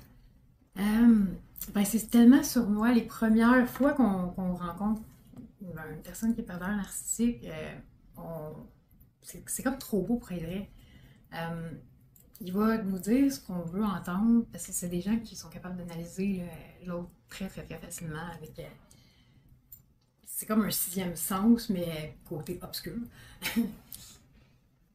Tout ce que tu désires dans la vie, la personne va faire comme si elle pouvait te le donner puis que c'est ça qu'elle représentait. Puis tu finis par y faire confiance puis y croire. Ça va durer un certain temps. Des fois, ça peut durer des mois de temps, voire des années. Puis à un moment donné, quand elle a l'emprise sur toi puis tu y fais complètement confiance, ben, c'est là que ça dégénère.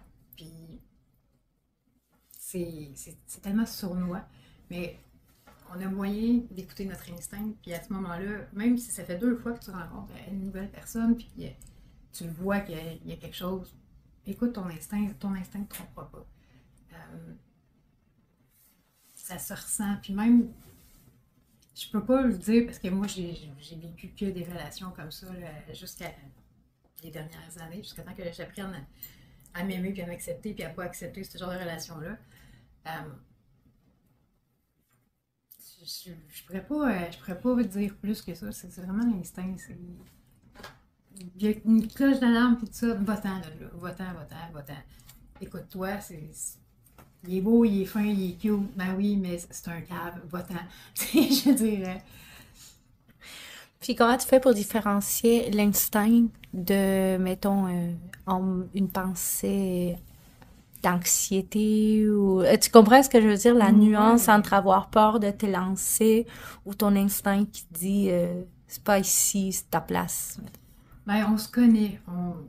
On se connaît, puis on connaît nos capacités, nos limites.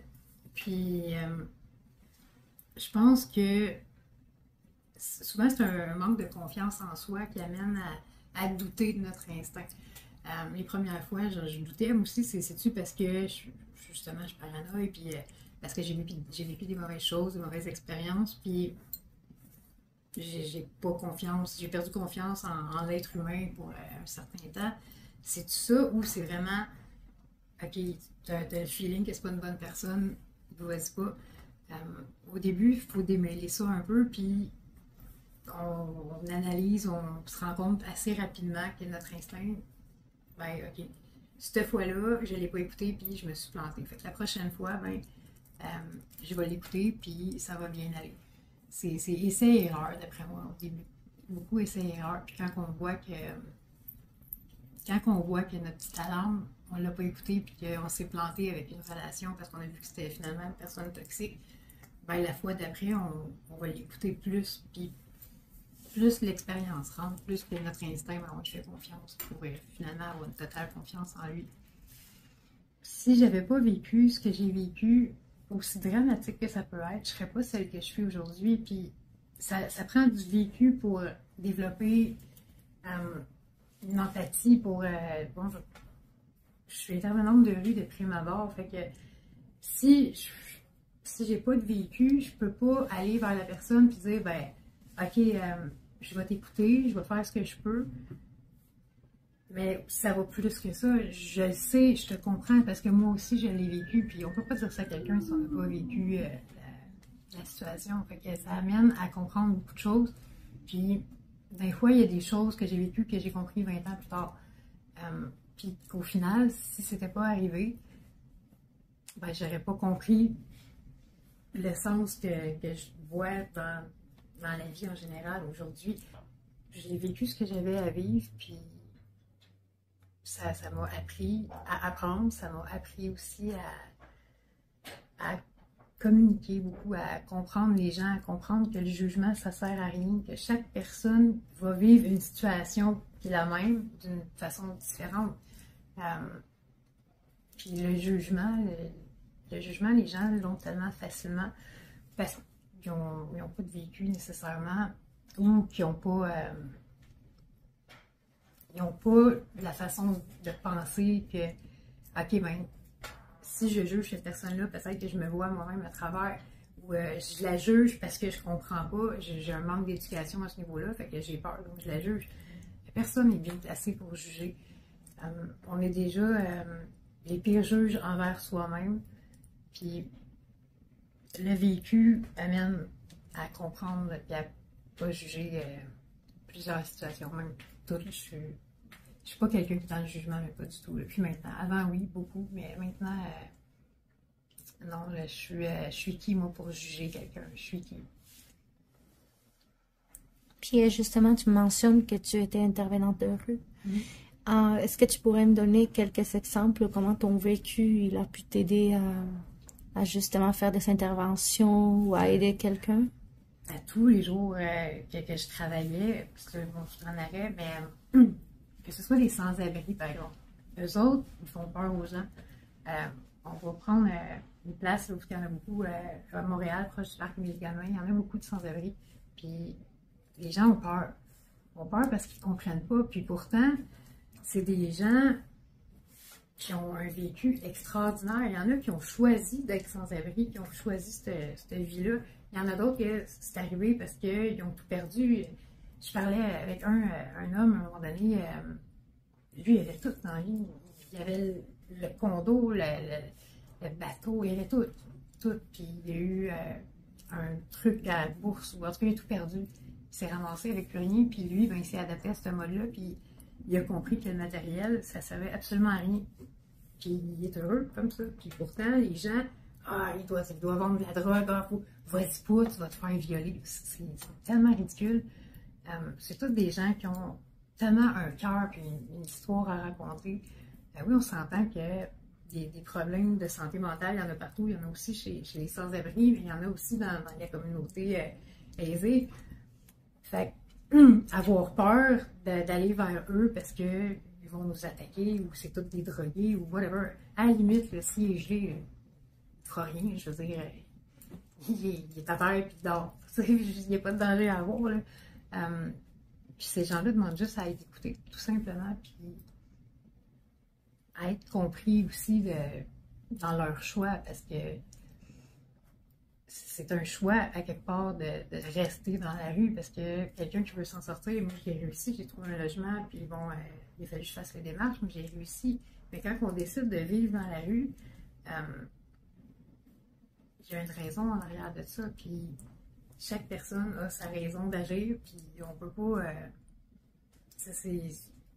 je pense que le métier d'intervenant de rue, c'est surtout ça, réussir à aller chercher l'histoire de chaque personne, puis d'essayer de faire en sorte que les gens comprennent, qu'ils arrêtent d'avoir peur de la différence parce qu'ils ne sont pas éduqués. Pareil pour les prostituées, je veux dire, c'est la même chose. Il y en a qui le font pour avoir leur dose, il y en a qui le font pour faire vivre leurs enfants, il y en a, il y a toutes sortes de raisons qui poussent à faire ça. Puis, c'est tellement pas parlé, les gens voient ça tellement comme quelque chose d'horrible. C'est juste que les gens prennent pas le temps de voir la détresse humaine là-dedans, le pourquoi justement. La toxicomanie, c'est de l'automédication, c'est parce que les médecins ne répondent pas à la demande. Pourquoi tu penses qu'il y a des personnes qui ne font pas la plainte, qui le regardent de loin, puis... Parce que c'est prendre ses responsabilités, ça peut être difficile. De voir qu'un enfant se fait maltraiter ou qu'un enfant a besoin d'aide, peu importe. Pourquoi moi je le ferais? Il y a quelqu'un d'autre qui a dû le remarquer puis qui va le faire. Pourquoi moi je le ferais? Pourquoi je prendrais cette responsabilité-là? Je pense que c'est beaucoup de la déresponsabilisation là-dedans. OK. Donc, tu penses que la société devrait ouvrir les yeux un petit peu plus Oui, au niveau de l'enfance? ben, au niveau de tout, de n'importe quoi, que ce soit au niveau de la DPJ, que ce soit ton voisin, que tu sais qu'il travaille comme un fou, mais qu'il n'est même pas capable de payer de la bouffe pour manger. C'est quoi, à la limite, aller chercher de la bouffe dans une banque alimentaire? C'est quoi aider? Je comprends pas comment que l'humain peut rester à se regarder le nombril puis à pas aider son prochain. C'est tellement facile d'aider quelqu'un. En plus, c'est tellement... J'ai toujours dit à mes enfants, si toi tu as une sandwich puis ton ami en avant de toi, il n'y en a pas, ça vous en fait chacun la moitié d'une.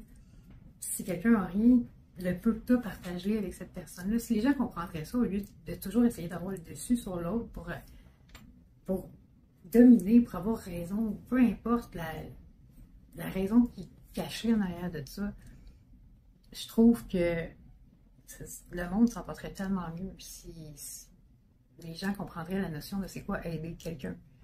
Puis aider quelqu'un, ça peut être juste l'écouter, ça peut être juste lui demander as-tu quelque chose, as-tu besoin de quelque chose, as-tu faim, tu sais. Puis c'est quelque chose que j'ai jamais trouvé un sens à ça. Pourquoi qu'on prend de la violence, pourquoi qu'on détruit plutôt que de s'unir ensemble, puis de faire un, puis que tout le monde ait accès à tout ce qu'il a besoin.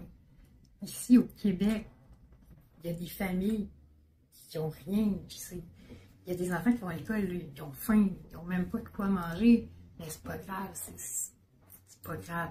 C'est pas grave. Moi, j'ai une belle maison, je mange à la profusion, puis ça, j'aime mieux l'ignorer parce que c'est plus facile à vivre comme ça. C'est quelque chose que je trouve vraiment déplorable pour elle. Est-ce que tu trouves que ton vécu a contribué à ton niveau d'empathie? Oui. Oui, parce que ce que moi j'ai vécu, je veux pas que les autres le vivent. Je fais beaucoup de prévention. Ce que j'ai vécu m'a amené à être sensible aux besoins des autres, beaucoup, beaucoup. Moi, dans la vie, j'ai rien. Je veux dire, j'ai ma chambre, je vis avec 2 gars, j'ai pas de biens matériels, j'ai pas d'argent, j'ai rien dans la vie, mais je suis... Le peu que j'ai, quand j'en ai, je le partage avec ceux qui en ont besoin parce que je le sais c'est quoi avoir rien. Puis quelqu'un qui n'a jamais rien eu dans sa vie, quand il va avoir une petite affaire, mais il va le partager avec quelqu'un qui n'a rien aussi. Parce qu'on le sait c'est quoi, puis on sait à quel point c'est difficile de réussir à juste payer son loyer. Là. Ces temps-ci, c'est complètement fou. Là. Les loyers, ça prend tout le salaire, puis... Tu sais, dans mon cas, bon, avec la maladie de Crohn, je peux pas manger ce que je veux. Fait que je peux pas aller dans les banques alimentaires. Je suis pris, je suis pognée.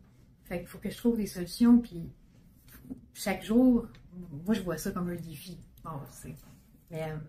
Comment ça, tu peux pas manger ce que tu veux? Ben, la maladie de Crohn, ça, c'est du cas par cas. Mais moi, les fibres, je peux pas manger ça. Les fruits, les légumes, la pulpe, la pleure, je le digère pas. Ça fait mal au ventre. Ça me donne des nausées, je peux vomir. Fait que c'est très difficile pour moi de réussir à m'alimenter. Parce que juste du poulet, par exemple, c'est plus achetable. Là. Je veux dire, j'achète 2 poitrines de poulet, moi j'ai plus rien pour le mois. C'est complètement fou. Puis les banques alimentaires, ben, c'est des plats préparés qui donnent la plupart du temps, des plats qu'ils font dans les organismes, tout le kit. Puis là-dedans, je peux pas en manger. Puis ils peuvent pas faire des exceptions pour tous les cas comme moi, sinon il n'y aura pas de faim. Puis je le comprends, puis je peux pas leur en vouloir non plus. Mais c'est intense là, à vivre dans ta barouette. Là. Mais bon, je me débrouille, puis il y a des gens qui m'aident quand j'en ai vraiment besoin aussi. Puis chaque jour, quand j'ai besoin de quelque chose, ben, je le demande au ciel, puis ça arrive. Je sais pas, il se passe des miracles là, tous les jours. J'ai besoin de quelque chose, il va se passer un événement, un téléphone, quelque chose, qui va faire en sorte que je vais avoir ce que j'ai besoin. Puis tantôt, tu me parlais de Thomas. Oui, Thomas. Et tu m'avais dit que tu allais en parler un petit peu plus de Thomas par la suite, qui était un professeur pour toi. Mm-hmm. Est-ce que tu pourrais m'en parler un petit peu de Thomas? Oui, Thomas, c'est un enfant. Déjà, son prénom, il allait être évocateur pour sa vie. C'est Thomas Yeshua Jacob. Puis je vais expliquer un peu plus tard pourquoi ce nom-là, c'est le nom qu'il fallait. Thomas, quand j'étais enceinte de lui, je me souviens qu'à l'échographie, à 5 mois, ils ont passé beaucoup de temps sur sa tête, mais bon, ils n'ont rien vu. Puis quand il est né, sa tête était croche, comme une virgule. Ses yeux allaient vite. Je le voyais que mon fils avait quelque chose de pas normal. Puis il est né le 27 août 2008. Mi-septembre, il y a quelque chose. Il ne suit pas son mobile avec ses yeux. Il a l'air d'un petit cadavre. Il avait l'air complètement pas là. J'ai appelé tous les pédiatres de mon coin, puis personne ne prenait des nouveaux patients parce que, bon, tout le monde était loadé. Fait que j'ai appelé mon pédiatre à moi quand j'étais jeune, puis j'ai légèrement menacé la secrétaire pour avoir un rendez-vous finalement le lendemain. Légèrement. Oui, c'était comme, là, il faut que mon fils soit vu, il fallait qu'il fasse quelque chose. Passé un rayon X de la tête, puis effectivement, c'était suivi à Sainte-Justine en cranioplastie, en neurochirurgie. Il a tout vu les spécialistes en génétique. Thomas, il avait à peine 1 mois, j'ai recommencé à travailler comme infirmière auxiliaire de nuit parce que 2 jours, il fallait que j'aille avec lui à Sainte-Justine. J'avais les 3 autres enfants qui étaient plus grands. Et puis, je revenais, je me couchais 1-2 heures, puis j'allais travailler, puis je recommençais le lendemain. Donc, Thomas, les premiers diagnostics qui sont tombés, c'est ton fils ne vivra pas jusqu'à son premier Noël. Okay. Ton fils est aveugle. Okay. Agénésie partielle du corps calleux, hypoplasie du nerf optique, plein de malformations au niveau du cerveau. Le cervelet est à côté sur le tronc cérébral. C'était un risque, au moins petit choc, que le tronc perfore, puis que les fonctions vitales arrêtent. Thomas, c'est comme dans les écritures, puis à ce moment-là, j'avais pas. Oui, j'avais la foi, comme n'importe qui a été élevé là-dedans. Mais Thomas a besoin de voir pour croire. Thomas, ben, mon fils était aveugle. À ce moment-là, c'est ce qu'il disait. Puis pourtant, il est capable de se déplacer malgré sa grosse handicap. Parce que le nerf optique est comprimé. Fait que l'image ne se rend pas au centre de la vision en arrière. Puis il y a une grosse myopie. Mais je l'ai jamais vu foncer dans quelque chose, Thomas. C'était une machine, c'était une araignée, cet enfant. C'était complètement fou. Puis à ce moment-là, il me disait qu'il était aveugle. C'est ça, qu'il ne vivrait pas, de me préparer au pire là, avec lui. Puis c'est arrivé, il a fait un arrêt respiratoire le 23 décembre. Puis en réanimation, je flattais ses petits cheveux, puis j'ai dit Thomas, si tu veux t'en aller, tu t'en vas. Mais si tu restes, on va se battre ensemble, puis ça va bien aller. C'est comme s'il était né une 2e fois cette journée-là. Il a commencé à prendre du Térétol pour son épilepsie. Il a commencé à se tenir un peu plus, mais les médecins disaient que s'il se rendait à ses 1 an, ben, il serait dans un état catatonique végétatif, puis qu'il ne marcherait pas. Je dis non, c'est pas vrai. C'est là qu'on a décidé d'avoir sa sœur Zanaï. Puis Zanaï, elle a fait son développement qui était normal. Thomas a suivi. Thomas a commencé à marcher à 3 ans. Il se déplaçait sur ses mains puis sur ses pieds. Il était tellement agile, une vraie araignée, c'est complètement fou. Mais à 3 ans, il a commencé à faire ses premiers pas. Ça a été très difficile parce qu'il était difficile d'approche, puis en physiatrie, ça donnait rien, il faisait juste pleurer. Fait que j'ai pris sur moi de prendre des tutos sur YouTube pour comment réussir à faire sa physio. Puis on y a mis l'effort. Puis Thomas, ben, il s'est mis à évoluer. Techniquement, il ne devait pas vivre déjà de prime abord. Fait que Thomas, c'est un miracle en soi.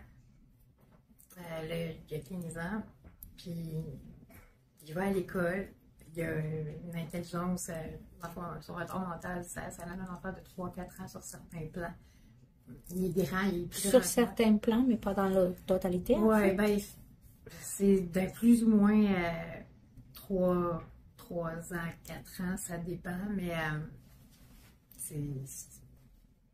Thomas, c'est un amour, là, il est plus grand que moi, il est costaud, puis, mais il a une vérité éloquente, puis il m'a appris à laisser faire le jugement des autres, parce que lui, on va au parc, les gens autour vont être méchants, puis dire des affaires complètement horribles, parce qu'on le voit dans son visage que Thomas est différent.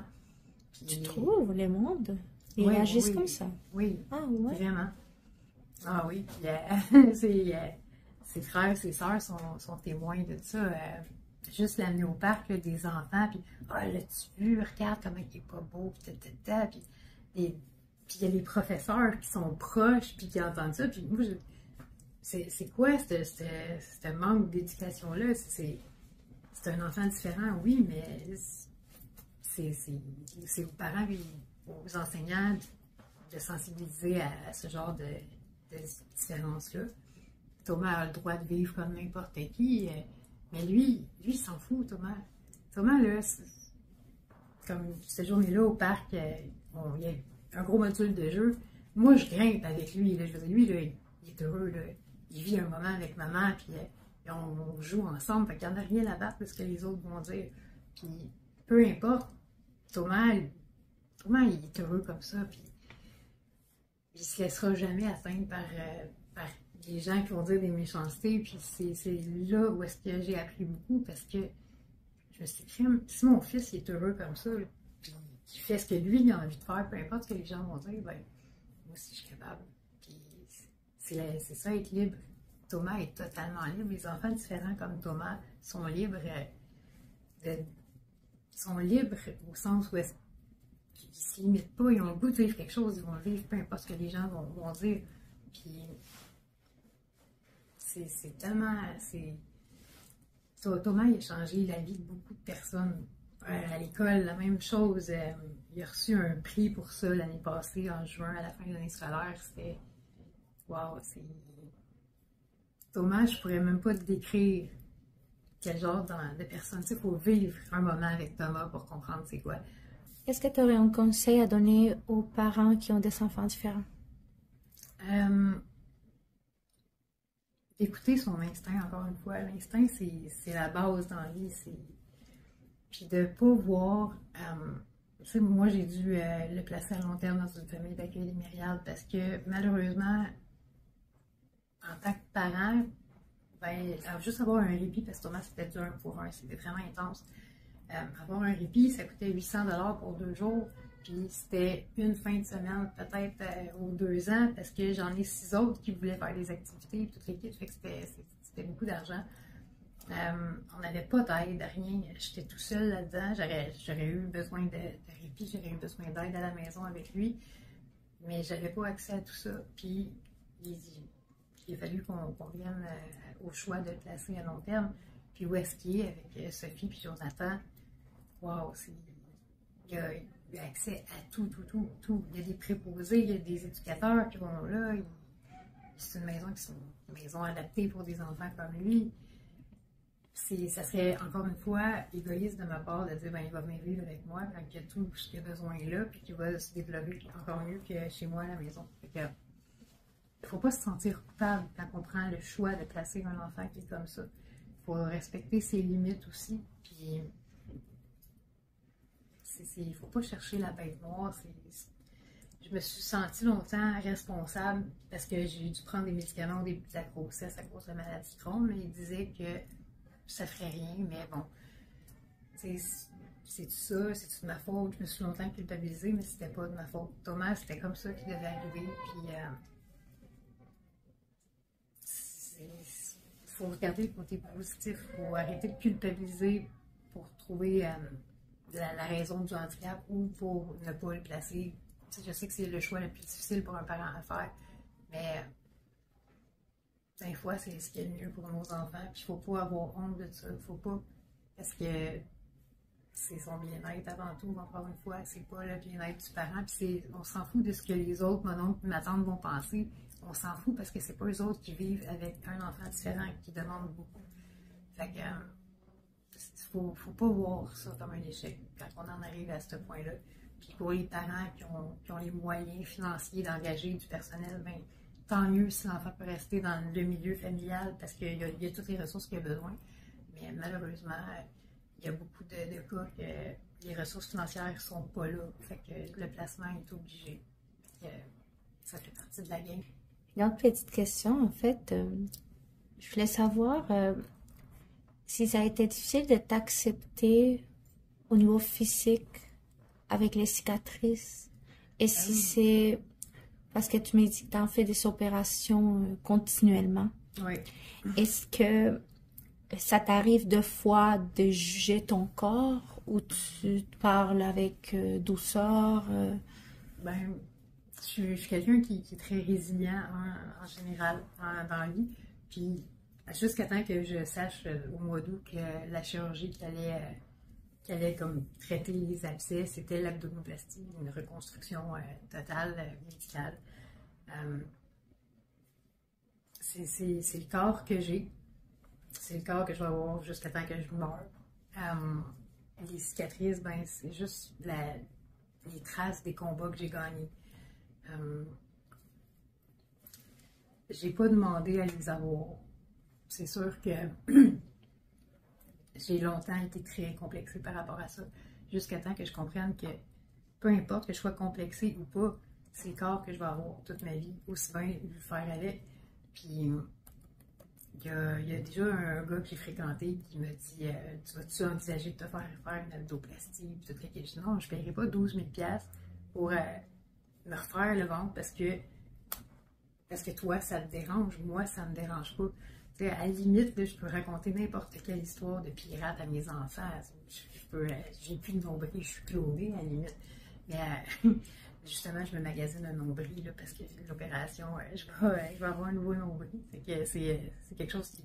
Ça fait quasiment 20 ans là, que j'en ai plus. Fait que non, c'est le signe que mon corps m'a soutenu, que mon corps a survécu, qu'il a été fort, qu'il est fort encore. Puis c'est le mien. Les cicatrices, ils en font partie. Puis si j'ai à en avoir encore, malgré la chirurgie qui s'en vient, ben, ça sera ça, puis c'est tout. Je veux dire, ça change pas qui que je suis. C'est pas le corps, l'aspect que j'ai qui va déterminer ma personnalité ou qui va déterminer la personne que je veux être. C'est juste un véhicule, puis faut faire avec. Au niveau de la confiance en toi, à quel âge que tu as commencé à travailler là-dessus puis à la développer? Dernièrement, dans les dernières années. OK, donc c'est récent, en fait, ouais. que tu traites ça spécifiquement, la confiance en toi. Oui, parce que on m'a tellement démolie psychologiquement, j'avais pas d'estime, je pensais que je valais rien, que je serais pas capable de rien faire. Puis à un moment donné, ben, il y a des choses qu'on réalise que, bon, les relations que j'ai vécues, c'était pas ça, ben, amoureuse, c'était pas une relation normale. Puis là, oups, on commence à se connaître à travers ça, à connaître ses limites, à accepter ses défauts, à accepter puis accepter les faiblesses, mais en faire des forces, les transformer. Puis ça, la confiance en soi, là, ça se fait en 1 seconde. C'est 1 seconde, c'est juste te dire que tout est possible. Tout est possible. Tu peux faire tout ce que tu veux, c'est juste d'y croire. À la limite, moi, c'est ce que j'ai fait. Je suis partie d'un personnage. Je me suis créé le personnage de la personne que je voulais être. Puis, à force de jouer ce rôle-là, ben, j'ai fini par le devenir vraiment. Il n'y a pas de limite à ce qu'on peut faire. Tu sais, tantôt, on parlait du pardon. Oui. En fait, je voudrais te demander, au niveau du pardon, j'en ai deux questions. Je vais te poser la première. Comment as-tu réussi à trouver le pardon, que ce soit à toi-même ou aux autres?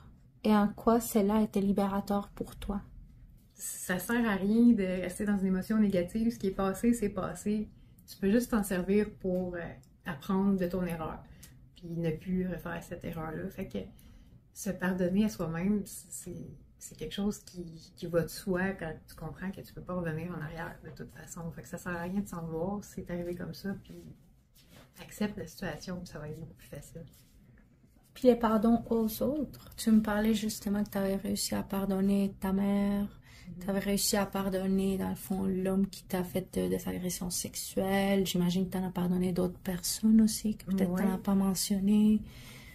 Comment tu as réussi à pardonner tout ce monde-là? Le pardon, c'est quelque chose qui est très spirituel, en fait. Parce que un humain, pardonner quelque chose, un acte terrible comme une agression sexuelle, l'humain tout seul ne pourra pas pardonner. Ça prend une foi. Ça prend la foi pour pardonner, je pense. Parce que c'est ce qui va briser le lien avec la personne. Que ce soit, peu importe la personne qui m'a fait du mal dans ma vie, garder une haine envers cette personne-là, garder tout le temps une rancune, puis c'est pas pour les autres qu'on pardonne, c'est pour nous-mêmes, pour nous permettre d'avancer puis de tourner la page. Fait que c'est des fois des processus qui sont longs, parce qu'il faut comprendre le pourquoi du comment, mais quand on comprend que pardonner à quelqu'un qui nous a fait du mal, c'est pour nous libérer nous-mêmes et non pour l'autre, ça se fait tout seul. Ça se fait tout seul parce que les émotions négatives qui en découlent, ça fait juste nous drainer. C'est pas agréable de vivre comme ça. Fait que quand on pardonne, on brise la chaîne puis on va de l'avant. C'est tout simplement ça. Est-ce que le pardon aux autres, ça s'est fait individuellement, puis il y en a qui ont pris plus de temps que d'autres, ou ça s'est fait d'une manière collective, en fait, ça a tout pardonné d'une shot? Aujourd'hui, il y en a qui diraient que j'ai le pardon facile, mais c'est pas que j'ai le pardon facile, c'est que c'est la personne elle-même qui se fait du mal en essayant de m'en faire. Il faut être vraiment malheureux pour faire du mal aux autres. Puis, moi, ça m'atteint juste plus. Fait que mon agresseur, j'avais rien d'autre à faire que de pardonner parce que j'ai compris le pourquoi du comment. Pareil pour ma mère. Ça s'est fait en temps voulu, à des moments différents, avec l'expérience de vie que j'avais et la compréhension des choses que j'ai acquis avec le temps. Ok, parfait. Puis, est-ce que tu aurais des conseils à donner pour les adultes qui essayent de redresser leur vie après avoir vécu une enfance difficile? Ça part de soi. Si toi-même, t'es pas prêt à accepter ce qui s'est passé, que tu vis toujours dans ton passé, tu n'avanceras jamais. Puis c'est faisable d'avancer. Il n'y a rien d'impossible quand on décide vraiment de mettre la volonté. Mais c'est pas personne d'autre qui peut le faire à notre place, c'est que nous. Si on décide de se relever, qu'on met le travail, c'est pas facile. C'est vraiment pas facile, mais on est capable. C'est juste d'arrêter de vivre dans le passé, d'arrêter de tout mettre la faute de tes choix stupides de vie sur une enfance malheureuse. Je consomme parce que je me suis fait violer puis j'ai eu une enfance malheureuse. Oui, ok, c'est triste, mais c'est fait. Ton choix de consommer, je peux le comprendre parce que je l'ai fait, parce que j'avais besoin de combler cette vide-là. Mais cette vide-là, quand tu comprends que tu ne peux pas revenir en arrière, quand tu comprends que c'est fait, puis il faut que tu acceptes la situation, ben, il se remplit tout seul. Puis Puis il faut que tu t'aimes toi-même pour arriver à ça. Pour vouloir avancer, il faut commencer par s'aimer un petit peu à la fois. Puis voir tous les aspects positifs de ce qu'on a. Puis nos faiblesses aussi peuvent devenir des forces extraordinaires quand on est capable de les identifier. Mais c'est pas un cheminement qui est facile, c'est sûr, mais si on est déterminé, on peut y arriver. Moi, je suis capable. Comme ma tante a dit, si moi je suis capable, toi t'es capable. Puis s'il y avait bien quelqu'un de l'âge dans la vie, puis de 100 cœur, ben, c'était moi dans ma vingtaine, jusqu'à temps que je décide de me retrousser les manches. Parce que c'est l'héritage que je laisse à mes enfants. C'est ce que je veux comme modèle. Puis, je sais que tu m'as dit qu'à un moment donné, tu en as vécu de la violence conjugale.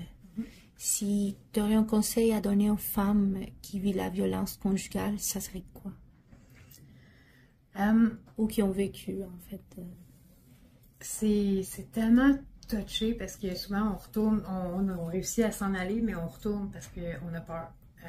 Puis il y en a qui disent, ah, c'est ça, elle aime ça, vivre ça. Non, non, c'est parce que notre environnement il est en danger, ou il y a des enfants à protéger. Mais c'est juste de pas croire que t'es rien.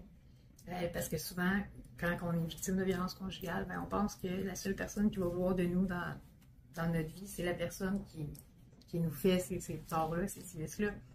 Mais c'est pas vrai. Chaque personne est capable de trouver la force de s'en aller. Des fois, c'est des choix qui sont vraiment, vraiment difficiles. Surtout quand il y a des enfants. C'est de survivre. Carrément. Puis, au niveau de la maladie, est-ce que tu aurais des conseils à donner à des personnes qui vivent avec des maladies chroniques, des maladies difficiles, qui ont des visites à l'hôpital? Ça peut être démoralisant, ou tu sais, quand tu vas tout le temps pour des différentes affaires. Qu'est-ce que tu pourrais donner comme conseil? Ben, moi, je trouve du fun partout. Je veux dire, tu sais, rendu là, la vie, c'est une grosse joke. Là. Fait que quand j'étais à l'hôpital, mais je fais des tours aux infirmières, je fais des mauvais coups, et je dis plein de niaiseries, puis c'est l'environnement où ce qu'on est, peu importe ce qu'on est, que ce soit à la maison, que ce soit à l'hôpital. Si tu décides que tu mets du fun en place, ben amuse-toi. Mais encore là, ça vient avec le fait que tu te fous du jugement des autres. Tu as une vie à vivre, là, que tu sois malade ou pas, c'est toi qui vas créer ton propre bonheur, puis que peu importe l'environnement. Quand j'étais à l'hôpital, j'ai du fun avec les infirmières, c'est pas disable, c'est sûr, c'est pénible, j'ai mal, c'est pas des vacances de rêve, mais les niaiseries que je peux faire avec le personnel, puis ils embarquent, eux autres, c'est complètement fou. Fait que c'est de ne pas s'apitoyer sur son sort, puis d'accepter. On accepte la situation, anyway, ça ne changera pas. C'est une maladie chronique, ça va être là, puis il faut que tu fasses avec. Fait que, aussi bien de voir le côté positif des choses au lieu de tout le temps voir le côté négatif. Puis, en quoi ton parcours personnel pourrait inspirer d'autres personnes à surmonter les obstacles et à vivre une vie épanouissante malgré les défis? Ben, c'est juste une question de perception. Il y a du positif dans absolument tout. C'est de le trouver. Puis d'arrêter de voir les coups que la vie peut nous donner, les coups durs comme des échecs ou comme des drames. C'est des façons qu'on a d'apprendre. Chaque coup dur dans la vie, c'est une occasion extraordinaire d'apprendre, selon moi. Fait c'est carrément une vision de la vie qu'il faut se drainer à avoir. Il n'y a rien de négatif, tout est positif. Fait que c'est vraiment... je sais pas comment l'exprimer, mais si tu vois que le positif dans toutes tes expériences de vie, ça peut pas aller mal. C'est le positif attire le positif, le négatif attire le négatif. Fait que c'est comme Jack Sparrow disait, c'est pas le problème c'est l'attitude que tu as face à ton problème. Carrément, puis c'est vrai, c'est totalement ça. L'attitude que tu vas avoir va complètement changer la donne, peu importe la nouvelle que tu vas avoir, même si c'est quelque chose de super négatif. C'est des occasions d'apprendre et non des échecs. La vie est tellement, tellement belle, tellement courte. On a une chance de saisir le bonheur, puis il faut l'apprendre, vraiment. Fait que non, c'est juste une perception, puis il faut se convaincre. Faut à la limite jouer un rôle, puis le rôle va finir par prendre une grosse partie de notre personnalité. Fait que deviens ce que tu veux devenir. Soit le miracle, attends-le pas, le miracle, soit le miracle, vraiment. Puis, il n'y a rien d'impossible quand on met à l'effort. Je suis là, je suis encore en vie, puis j'ai beau être malade, j'atteins mes objectifs, puis je vais toucher mes rêves pareil, il n'y a rien qui va m'arrêter parce que je suis déterminée. Si on est déterminé à atteindre ce qu'on veut, ben il n'y a rien qui peut nous en empêcher, c'est clair. Donc, je voulais te demander aussi de quoi tu es fière, si tu en as à me donner, mettons, une petite liste, de quoi tu es fière selon ton parcours, maintenant la femme que tu es aujourd'hui, qu'est-ce qui te rend fière de toi? Ben, d'avoir réussi à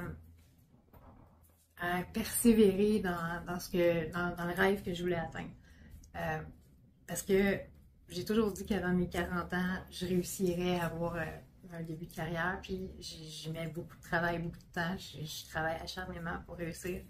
Je vais avoir 40 ans en juillet. Fait que je suis tellement déterminée qu'il n'y a rien. Puis ça, je suis fière, parce que cette détermination-là, je ne l'avais pas avant. Mais c'est l'exemple que je veux laisser à mes enfants. Il n'y a rien d'impossible. Puis ça aussi, j'en suis vraiment fière.